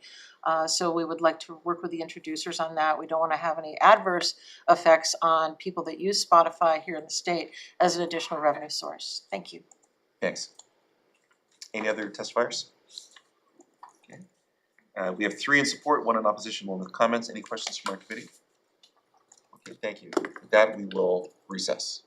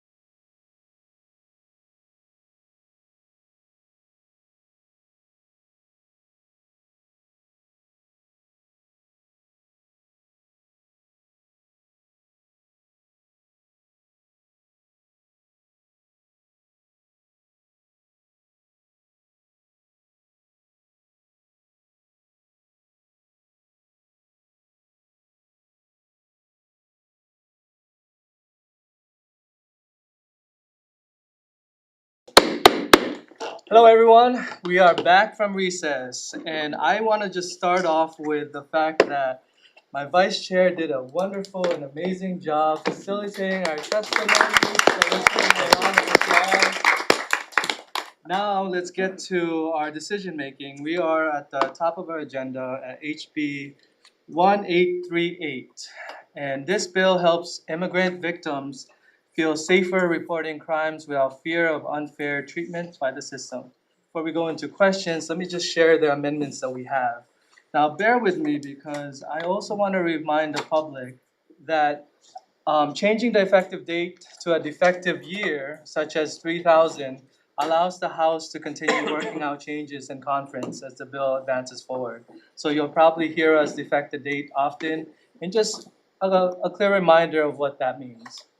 Now for the amendments for HB 1838, the chair recommends to define T visa as a type of non-immigrant visa defined in Title 8 United States Code Section 1101A15T, and to define U visa as a type of non-immigrant visa defined in Title 8 United States Code Section 1101A15U. Chair recommends to define U or T visa certification as a certification of a form required by federal immigration law for a U visa or considered by federal immigration authorities for a T visa. Chair recommends on page 7, line 11, to change the sentence "shall respond to a request for U or T visa certification" with "shall either complete the U or T visa certification or deny the request for U or T visa certification." Chair recommends on page 7, line 16-17, to change the sentence "is imminently facing ineligibility" with "will become ineligible."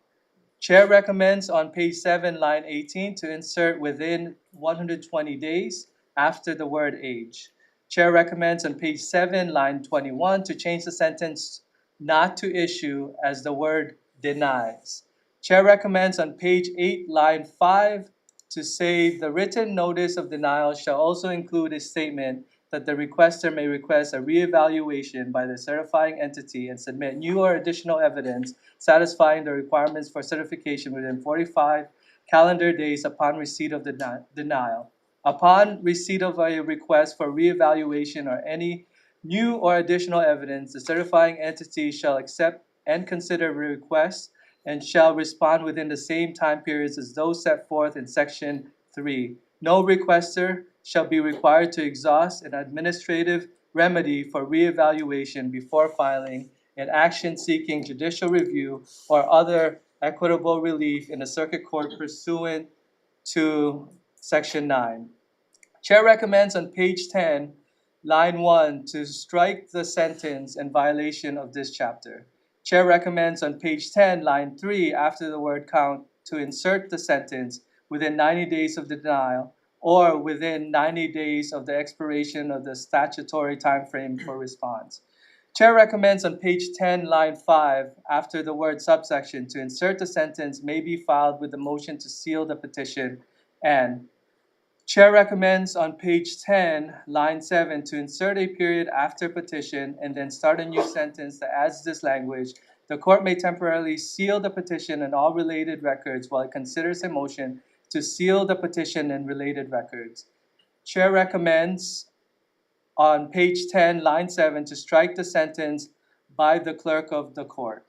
Chair recommends on page 10, line 17, to change the word "shall" to "may." Chair recommends on page 10, line 18, after the word "official," to insert the sentence "or direct the certifying entity or official to complete the certification." Chair recommends on page 10, line 18 to 19, to strike the sentence "to the extent permitted under federal and state law." I'm just going to say this one more time. I may have missed this. Chair recommends page 10, line 18, after the word "official," to insert the sentence "or direct the certifying entity or official to complete the certification." Chair recommends on page 12, line 13 to 16, to change the sentence so that "the policies and processes established and pursuant to this chapter comply with all federal requirements for U and T visa certification with on the federal and state requirements for U and T visa certification. Chair recommends on page 13, lines 5 through 9, to strike everything after entities leading up to line 9 at the word with. Chair recommends on page 13, line 10, to insert on before all and insert and state after federal. Chair recommends to change definition of qualifying criminal activity and qualifying crime have the same meaning as qualifying criminal activity pursuant to Title 8 United States Code Section 1101A15U3. Chair notes in the Standing Committee report that under 8 Code of Federal Regulations Section 214 period 14 that certifying agency means a federal, state, or local enforcement agency, prosecutor, judge, or other authority that has responsibility for the investigation or prosecution of a qualifying crime or criminal activity. This definition includes agencies that have criminal investigation jurisdiction in their respective areas of expertise, including but not limited to Child Protective Services, the Equal Employment Opportunity Commission, and the Department of Labor. The concern that any state or county entity that is authorized under federal law to issue U or T visa certifications is addressed under 8 CFR section 214.14. Chair notes in the Standing Committee report that under 8 CFR section 214.14 that certifying official means the head of the certifying agency or any persons in supervisory role who has been specifically designated by the head of the certifying agency to issue U non-immigrant status certifications on behalf of that agency, or to a federal, state, or local judge. The concern about the definition of certifying official is vague, is addressed. Under 8 CFR section 214.14, this bill's definition is consistent with federal law. Chair recommends to blank the 100,000 appropriation for the AG to provide training and notes that amount in the Standing Committee report. If effective date to year 3000, technical amendments for purpose of clarity, consistency, and style. And we have 20 more amendments. No, I'm just joking. Okay, so that's the amendments. Members, do you have any questions? With no questions, Vice Chair, please take the vote. Voting on HB 1838, recommendations to pass the measure with amendments. Chair and Vice Chair vote aye. Representative Holt. Aye. Representative Tam. Aye. Representative Templo. Aye. Representative Yamashita. Aye. Representative Gideon. Aye. Chair, the recommendation is adopted. Thank you, Vice Chair. Moving on to HB 1870. This bill protects schools, hospitals, shelters, libraries, and place of worship by limiting civil immigration enforcement in these places. I want to mention that charter schools are included as one of the protected community locations, as one of the testifiers wanted to insert. I'm gonna share the amendments, members. Chair recommends to define immigration detainer as a request from a federal agency to a state or county agency to hold an individual for civil immigration enforcement purposes in state or county custody.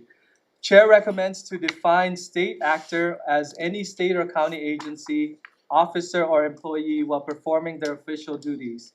Chair recommends to define state contractor as any person, business, nonprofit, organization, or other entity that enters into a contract, grant agreement, or other arrangement in excess of $1 million per year to provide goods or services on behalf of or for the benefit of a state agency. Chair recommends to replace all mentions of state actor as state actor and state contractor. Chair recommends to define protected community locations as any facility operated by a state or county. Chair recommends on page 4, lines 14, 18, to say to collect personal or identifying information for civil immigration enforcement purposes. Chair recommends on page 6, line 4-8, to say within 6 months, state and county agencies to operate protective community locations shall adopt and post written policies that. Chair recommends on page 6, line 12, to strike the word disclosure. Chair recommends on page 6, line 16 through 17 to strike the sentence and outlining warrant requirements. Chair recommends on page 7, line 10-12 to say the Attorney General shall adopt policies and procedures to receive complaints, investigate alleged violations, and issue findings and penalties. Chair recommends on page 7, line 13 through 21, page 8, line 1 through 3, line 9 through 11 to repeal subsections B through D in section 6 and subsection B in section 7. Chair recommends to strike the delayed implementation language and notes in the Standing Committee report that the bill has an effective date of January 1st, 2027. Chair notes the amount of $500,000 to the AG for this measure in the Standing Committee report. Defect, effective date to year 3000, technical amendments for the purpose of clarity, consistency, and style. Members, any questions?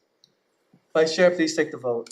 Okay, we're voting on HB 1870, recommendations to pass with amendments. Any votes in opposition? Any votes with reservation? Chair, the recommendation is adopted. Reservations. Oh, thank you very much. Okay, I'll note the reservation from Representative Gedeon.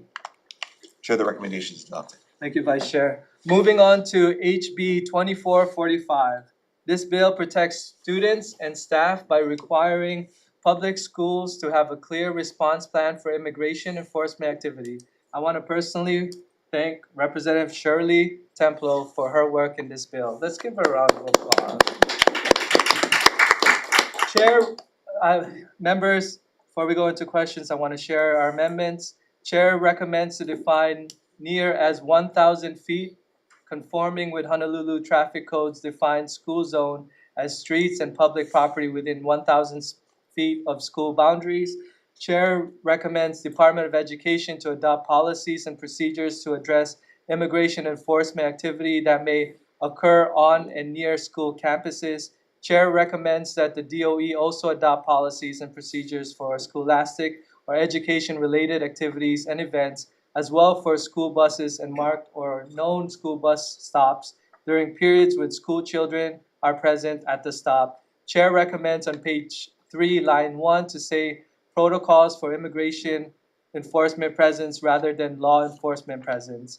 Chair recommends that on page 3, line 11-13 to say that procedures to ensure students are not questioned, detained, or removed from a school campus during instructional hours or school-sponsored activities without appropriate legal authorization. Defect, effective date to year 3000, technical amendments for the purpose of clarity and consistency in style.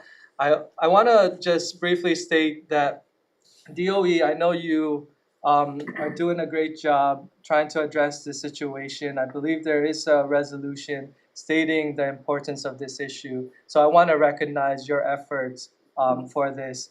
And with this bill is to continue that collaboration and ensure that we have proper policies and procedures in our schools.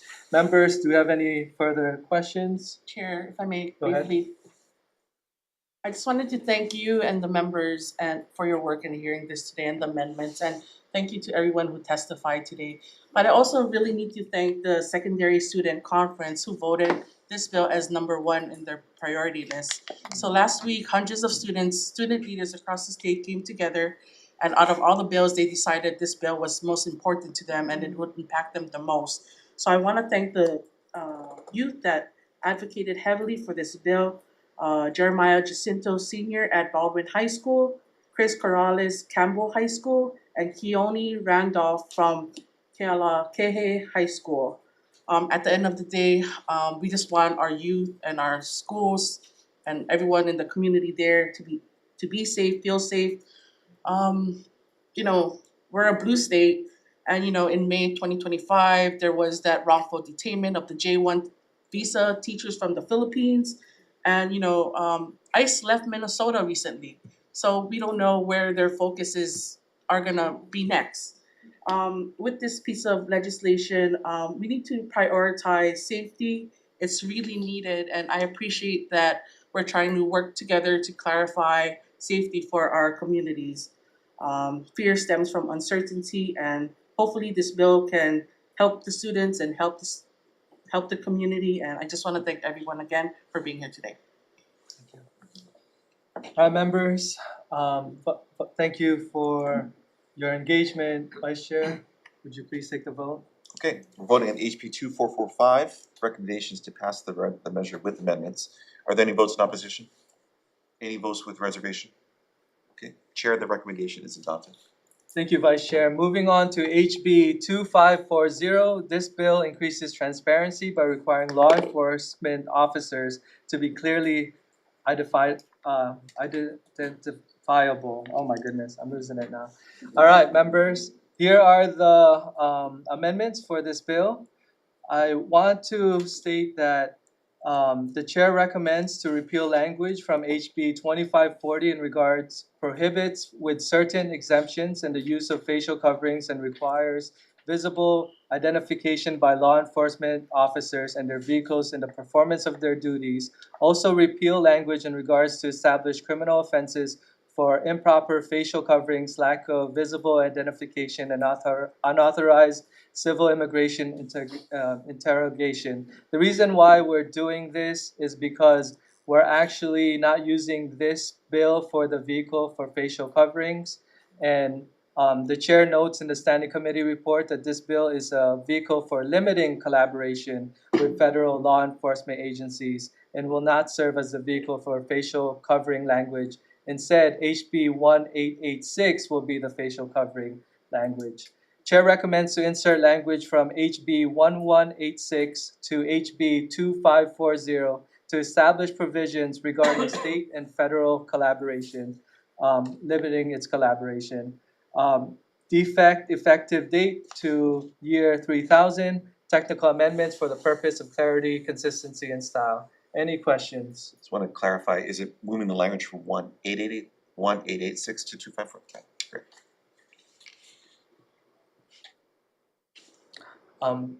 With no questions, Vice Chair, please take the vote. Okay, HB 2540, the recommendation is to pass the bill with amendments. Are there any votes in opposition? Are there any votes with reservation? Reservation. Okay, thank you, Representative Gideon. I'll note the reservation. Chair, the recommendation is adopted. Thank you, Vice Chair. Moving on to HB 1886. This bill limits collaboration with federal law enforcement and increased transparency with federal and state law enforcement work in Hawaii.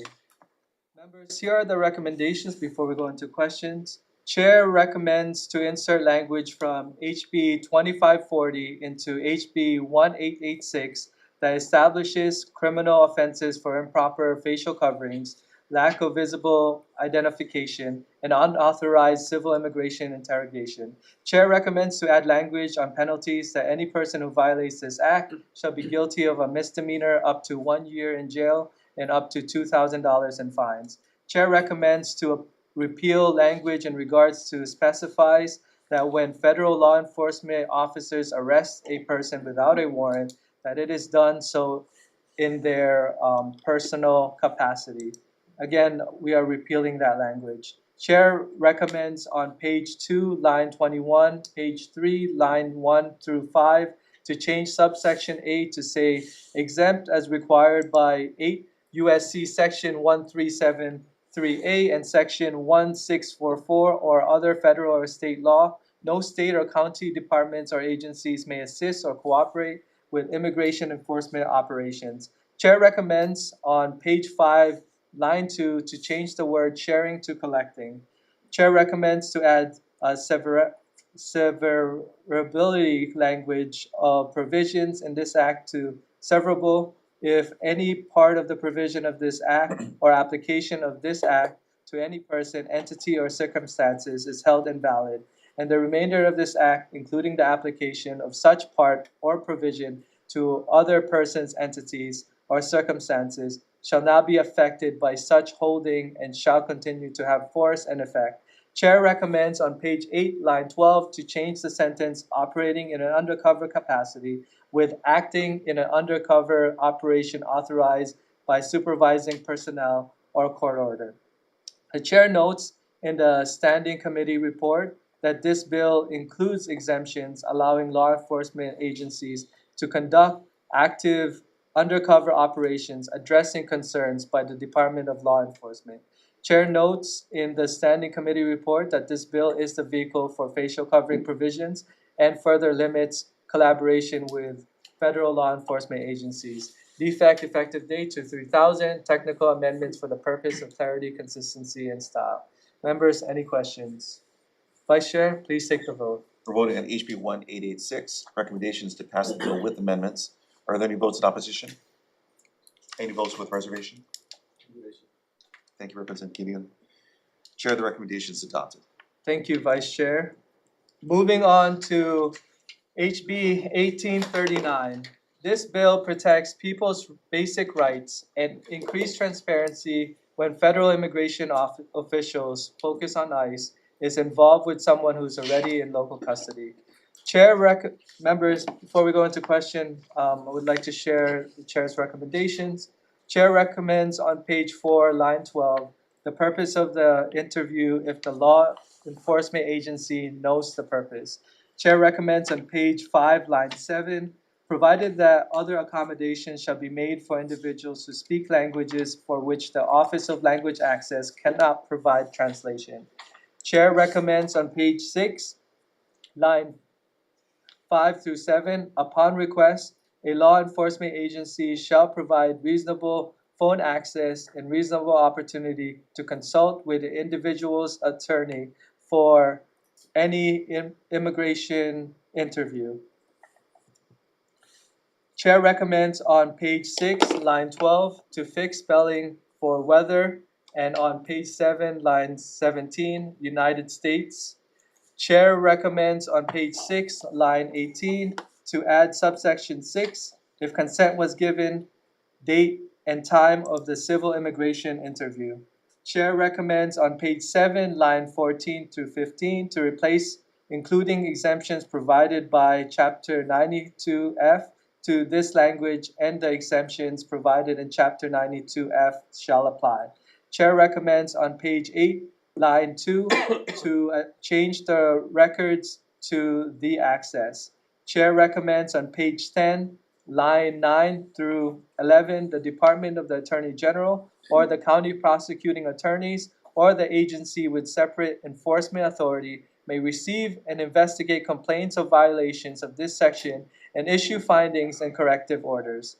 Chair recommends that on page 10, line 12 through 15, any person who is or was in custody and aggrieved by a violation of this section may bring an action seeking injunctive or declaratory relief and reasonable attorney fees against a law enforcement agency who has violated the requirements of subsection A or B.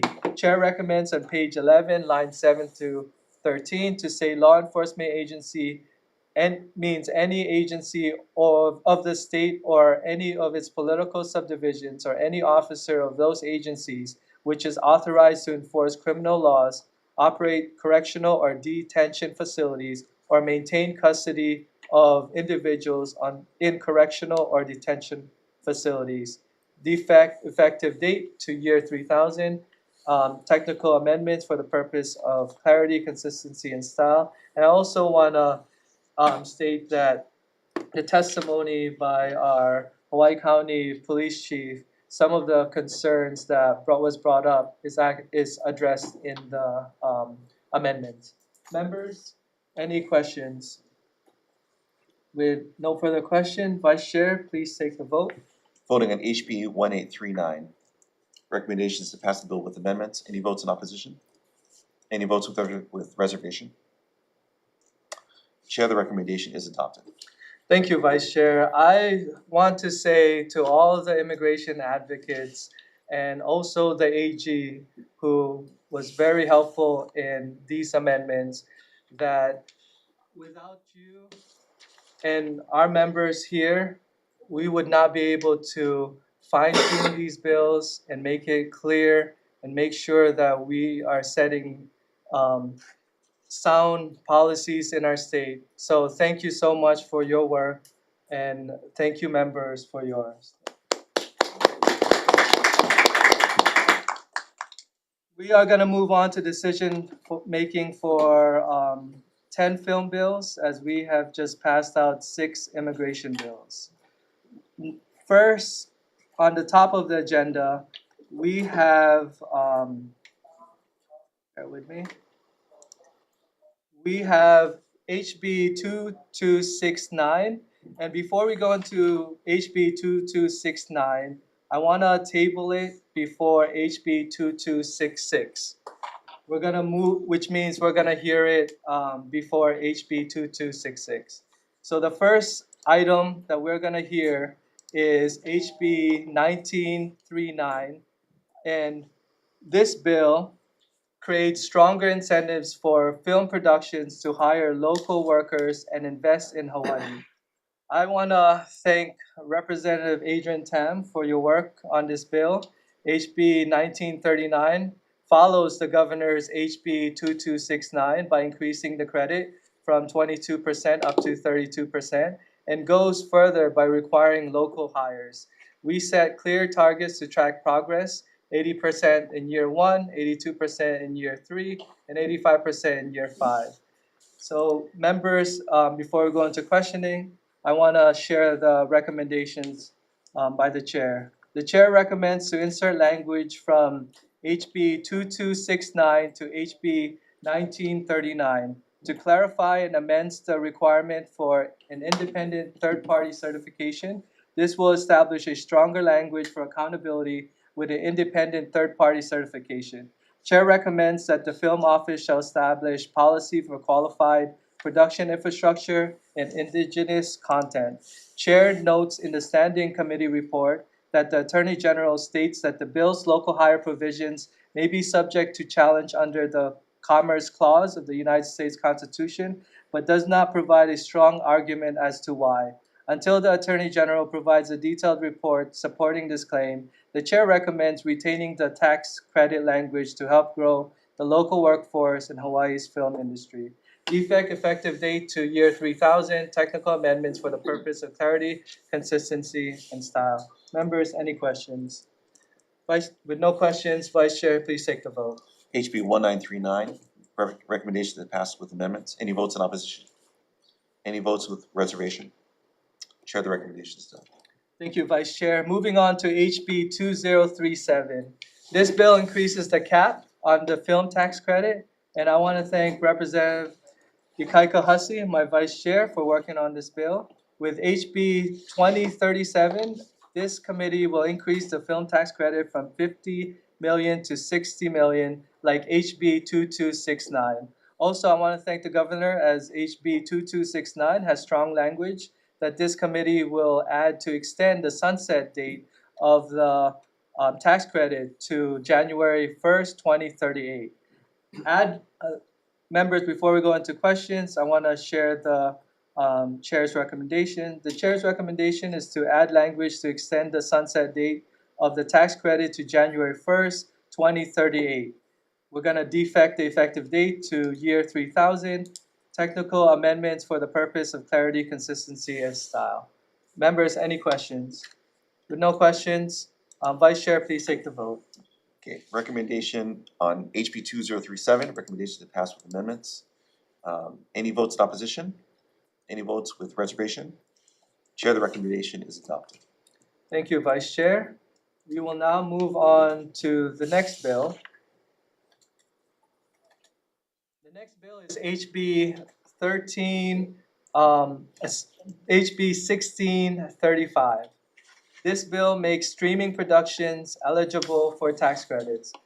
I know he's not here, but I want to give a shout out and a thank to Representative Mike Lee for working on this bill to add streaming as eligible productions in Hawaii. I want to defect the effective date to year 3000, technical amendments for purpose of clarity, consistency, and style. Members, any questions? With no questions, Vice Chair, please take the vote. We're voting on HB 1635 with the recommendation to pass with amendments. Any votes in opposition? Any votes with reservation? Chair, the recommendation is adopted. Thank you, Vice Chair. We will now move on to HB 1941. This bill requires principal photography to be done in Hawaii for post-production work to qualify for tax credit, closing a loophole that would otherwise be exploited. I want to thank Representative Adrian Tam for working on this bill to close a tax loophole. Members, before we go into questions, the chair recommends adding language to allow applicants for only post-production who commit to meeting the principal photography requirement in Hawaii in the current or later years, ensuring that larger productions can satisfy the requirement even if filming occurs in subsequent year to address the concerns from the Tax Foundation of Hawaii. We also want to defect effective date to year 3000, technical amendments for a purpose of clarity, consistency, and style. Any questions, members? With no questions, Vice Chair, please take the vote. We're voting HB 1941. Recommendations to pass the bill with amendments. Any votes in opposition? Any votes with reservation? Chair, the recommendation is adopted. Thank you, Vice Chair. We will move on to HB 1576. This bill requires DBED to publicly post timely notices when productions get permits or enter agreements for stronger transparency. I want to thank Representative Shirley Templo for working on greater transparency in the film industry. Chair recommends, before we go into questions, members, I do have some recommendations. And I also want to state that I will be inserting language from a different bill into this bill. And the chair recommends to strike subsection E. The chair also recommends to insert language from HB 2266 in regards to provides an exemption to dispositions of land set aside for film studio and film studio operation from prior approval of the Board of Land and Natural Resources pursuant to section 171-11 Hawaii Revised Statutes, thus streamlining the Department of Business, Economic Development, and Tourism's use of the Hawaii Film Studio for filming activity and other film-related business in order to more efficiently develop Hawaii's film, media, and creative industries. Chair notes in the Standing Committee report that the reason we are moving the language from HB 2266 is that that language with that bill really complements this bill, and it will be more effective for both of them to be heard on this bill. We also want to defect the effective date to year 3000 and technical amendments for the purpose of clarity, consistency, and style. Members, any questions? With no questions, Vice Chair, please take the vote. We're voting HB 1576. Recommendations to pass the bill with amendments. Any votes in opposition? Any reservations? Chair, the recommendation is adopted. Thank you, Vice Chair. Moving on to HB 2568. This bill supports vertical filming, a fast-growing format that is shaping the future of the film industry. I want to thank Representative Daniel Holt for working on supporting vertical filming in Hawaii. And members, before we go into questions, I want to also state that I will also be moving language from another bill. And the chair recommends to insert language from HB 2267 in regards to expand the funding sources of the Hawaii Film and Creative Industry Development Special Fund to include revenues received by the Department of Business, Economic Development, and Tourism from managing the Hawaii Film Studio. We're going to defect the effective date to 3000, and the chair also notes in the Standing Committee report that the reason why we're moving language from HB 2267 is because this also complements this bill, and I believe that it makes this bill a stronger bill moving forward. We have technical amendments for the purpose of clarity, consistency, and style. And members, any questions? With no question, Vice Chair, please take the vote. Voting HB 2568. Recommendations to pass the bill with amendments. Any opposition? Any reservations? Chair, the recommendation is adopted. Thank you, Vice Chair. We are going to table HB 2267 after HB 2266. We are going to move on to HB 2590. This bill lowers taxes on film productions by applying the manufacturing tax rate, helping Hawaii stay competitive and attract more production jobs. I know he's not here, but I want to also thank Majority Leader Sean Quinlan for his work on this bill. Members, before we go into questions, I have some recommendations. Chair recommends to add the language from DOTAX in regards to the exemption shall apply only to the amounts that are separately stated and documented as reimbursements for actual wages, payroll taxes, insurance premiums, and benefits paid to motion picture project workers or loan out companies, and shall not apply to other amounts, including service fees, administrative fees, or markups. Chair recommends to change section 237-30.7 to require that the withholding on loan out companies will exceed the amount actually due. Chair notes that the effective date on December 31st, 2026 in the Standing Committee report.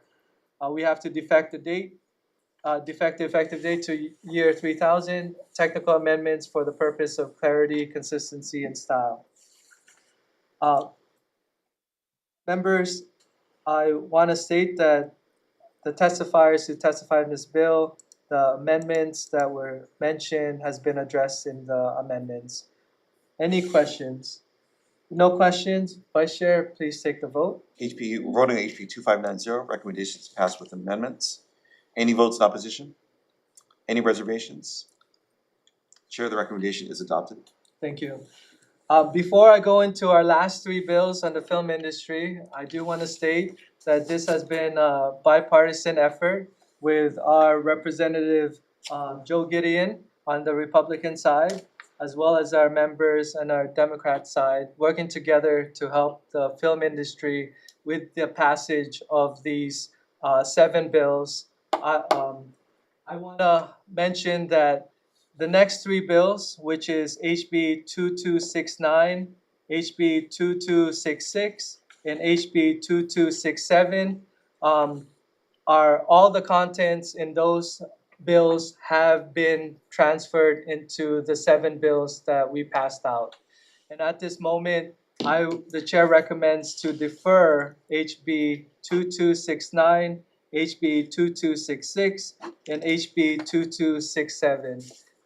We believe, the ECD committee believes that we have a strong House position on helping the film industry, and we look forward to its growth. Thank you for being here. Moving on to our next bill, which is with artificial intelligence. We have 8 bills. We'll start off with HB 2597. This bill upgrades the state open data portal with an AI chatbot and data visuals. Members, before we go into questions, the chair recommends to blank appropriation and the 2 full-time equivalent and note them in the standing committee report. You will defect the defective date to year 3000, technical amendments for the purpose of clarity, consistency, and style. Any questions? With no questions, Vice Chair, please take the vote. Voting on HB 2597, recommendation to pass with amendments. Any votes in opposition? Any reservations? Chair, the recommendation is adopted. Thank you, Vice Chair. HB 2499, this bill creates a consistent statewide standards for race and ethnicity data collection and reporting. At this time, the chair recommends to defer this bill because ETS is not clear about the need to create a statewide data collection standard rather than using the existing state and federal models. We'll move on to HB 2500. This bill increases accountability for high-impact AI systems. The chair also recommends to defer this bill to the high risk of losing federal funding for statewide broadband infrastructure. Moving on to HB 2502. This bill puts safety rules in place for conversational AI by requiring clear user disclosures and stronger protections for minors. I will table this bill before HB 1782. It'll be great to talk about it and discuss it together. We're going to move on to HB 2607. This bill protects AI from unauthorized AI deepfakes. the chair recommends to defer this bill because the chair is using HB 2137 as the deepfake vehicle. So we're gonna move on to HB 2137. And this bill protects people from deceptive AI impersonations. And this is a stronger bill. So members, here are the recommendations. The chair recommends to expand the exemption section to include but not limited to newspapers, magazines, television networks and stations, streaming services, cable, television systems, and transit advertisement. We want to make sure these mediums are not impacted, but the users who are using these deep fakes are. We also want to defect the effective date to year 3000. We have technical amendments for the purpose of clarity, consistency, and style. Members, any questions? With no questions, Vice Chair, please take the vote. We're voting on HB 2137. Recommendation is passed with amendments. Any votes in opposition? Any reservations? Chair, the recommendation is adopted. Thank you, Vice Chair. We are now hearing HB 2357. This bill protects human artists by banning music streaming platforms from distributing music performed by AI-generated music artists. Members, I have some amendments where the chairs recommend striking out Part 2 and Part 3, eliminating the disclosures and incentives for ag, leaving only the prohibition for AI-generated music artists. The chair recommends to move this bill forward for discussion purposes. This committee also understands that this bill is flawed. However, I believe that we need to have a discussion on what needs to be on our streaming platform. We're gonna defect the effective date to year 3000, technical amendments for the purpose of clarity, consistency, and style. Members, any questions? With no questions, Vice Chair, please take the vote. Voting on HB 2357. Recommendation is passed with amendments. Any votes in opposition? Any reservations? Chair, the recommendation is adopted. Thank you, Vice Chair. Now our last two bills, which is HB 2502. This bill and HB 1782. I want to just state for the members that we will be moving this for discussion purposes. This committee recognized that amendments are needed to address concerns raised in testimony. The committee has received an agreement that the next committee will address those concerns. So first, for HB 2502, we're gonna defect the date to year 3000, technical amendments for purpose, clarity, consistency, and style. Members, any questions? With no questions, Vice Chair, please take the vote. Okay, voting HB 2502. Recommendation is to pass with amendments. Any votes in opposition? Any reservation? Chair, the recommendation is adopted. Thank you. With HB 1782, we're also going to defect the date to year 3000, technical amendments for the purpose of clarity, consistency, and style. With any questions, members? No questions. Vice Chair, please take the vote. HB 1782. Recommendation is to adopt with amendments, to pass with amendments. Any votes in opposition? Any reservations? Chair, the recommendation is adopted. Thank you. Members, thank you for your work on immigration, film, and AI. This meeting is now adjourned.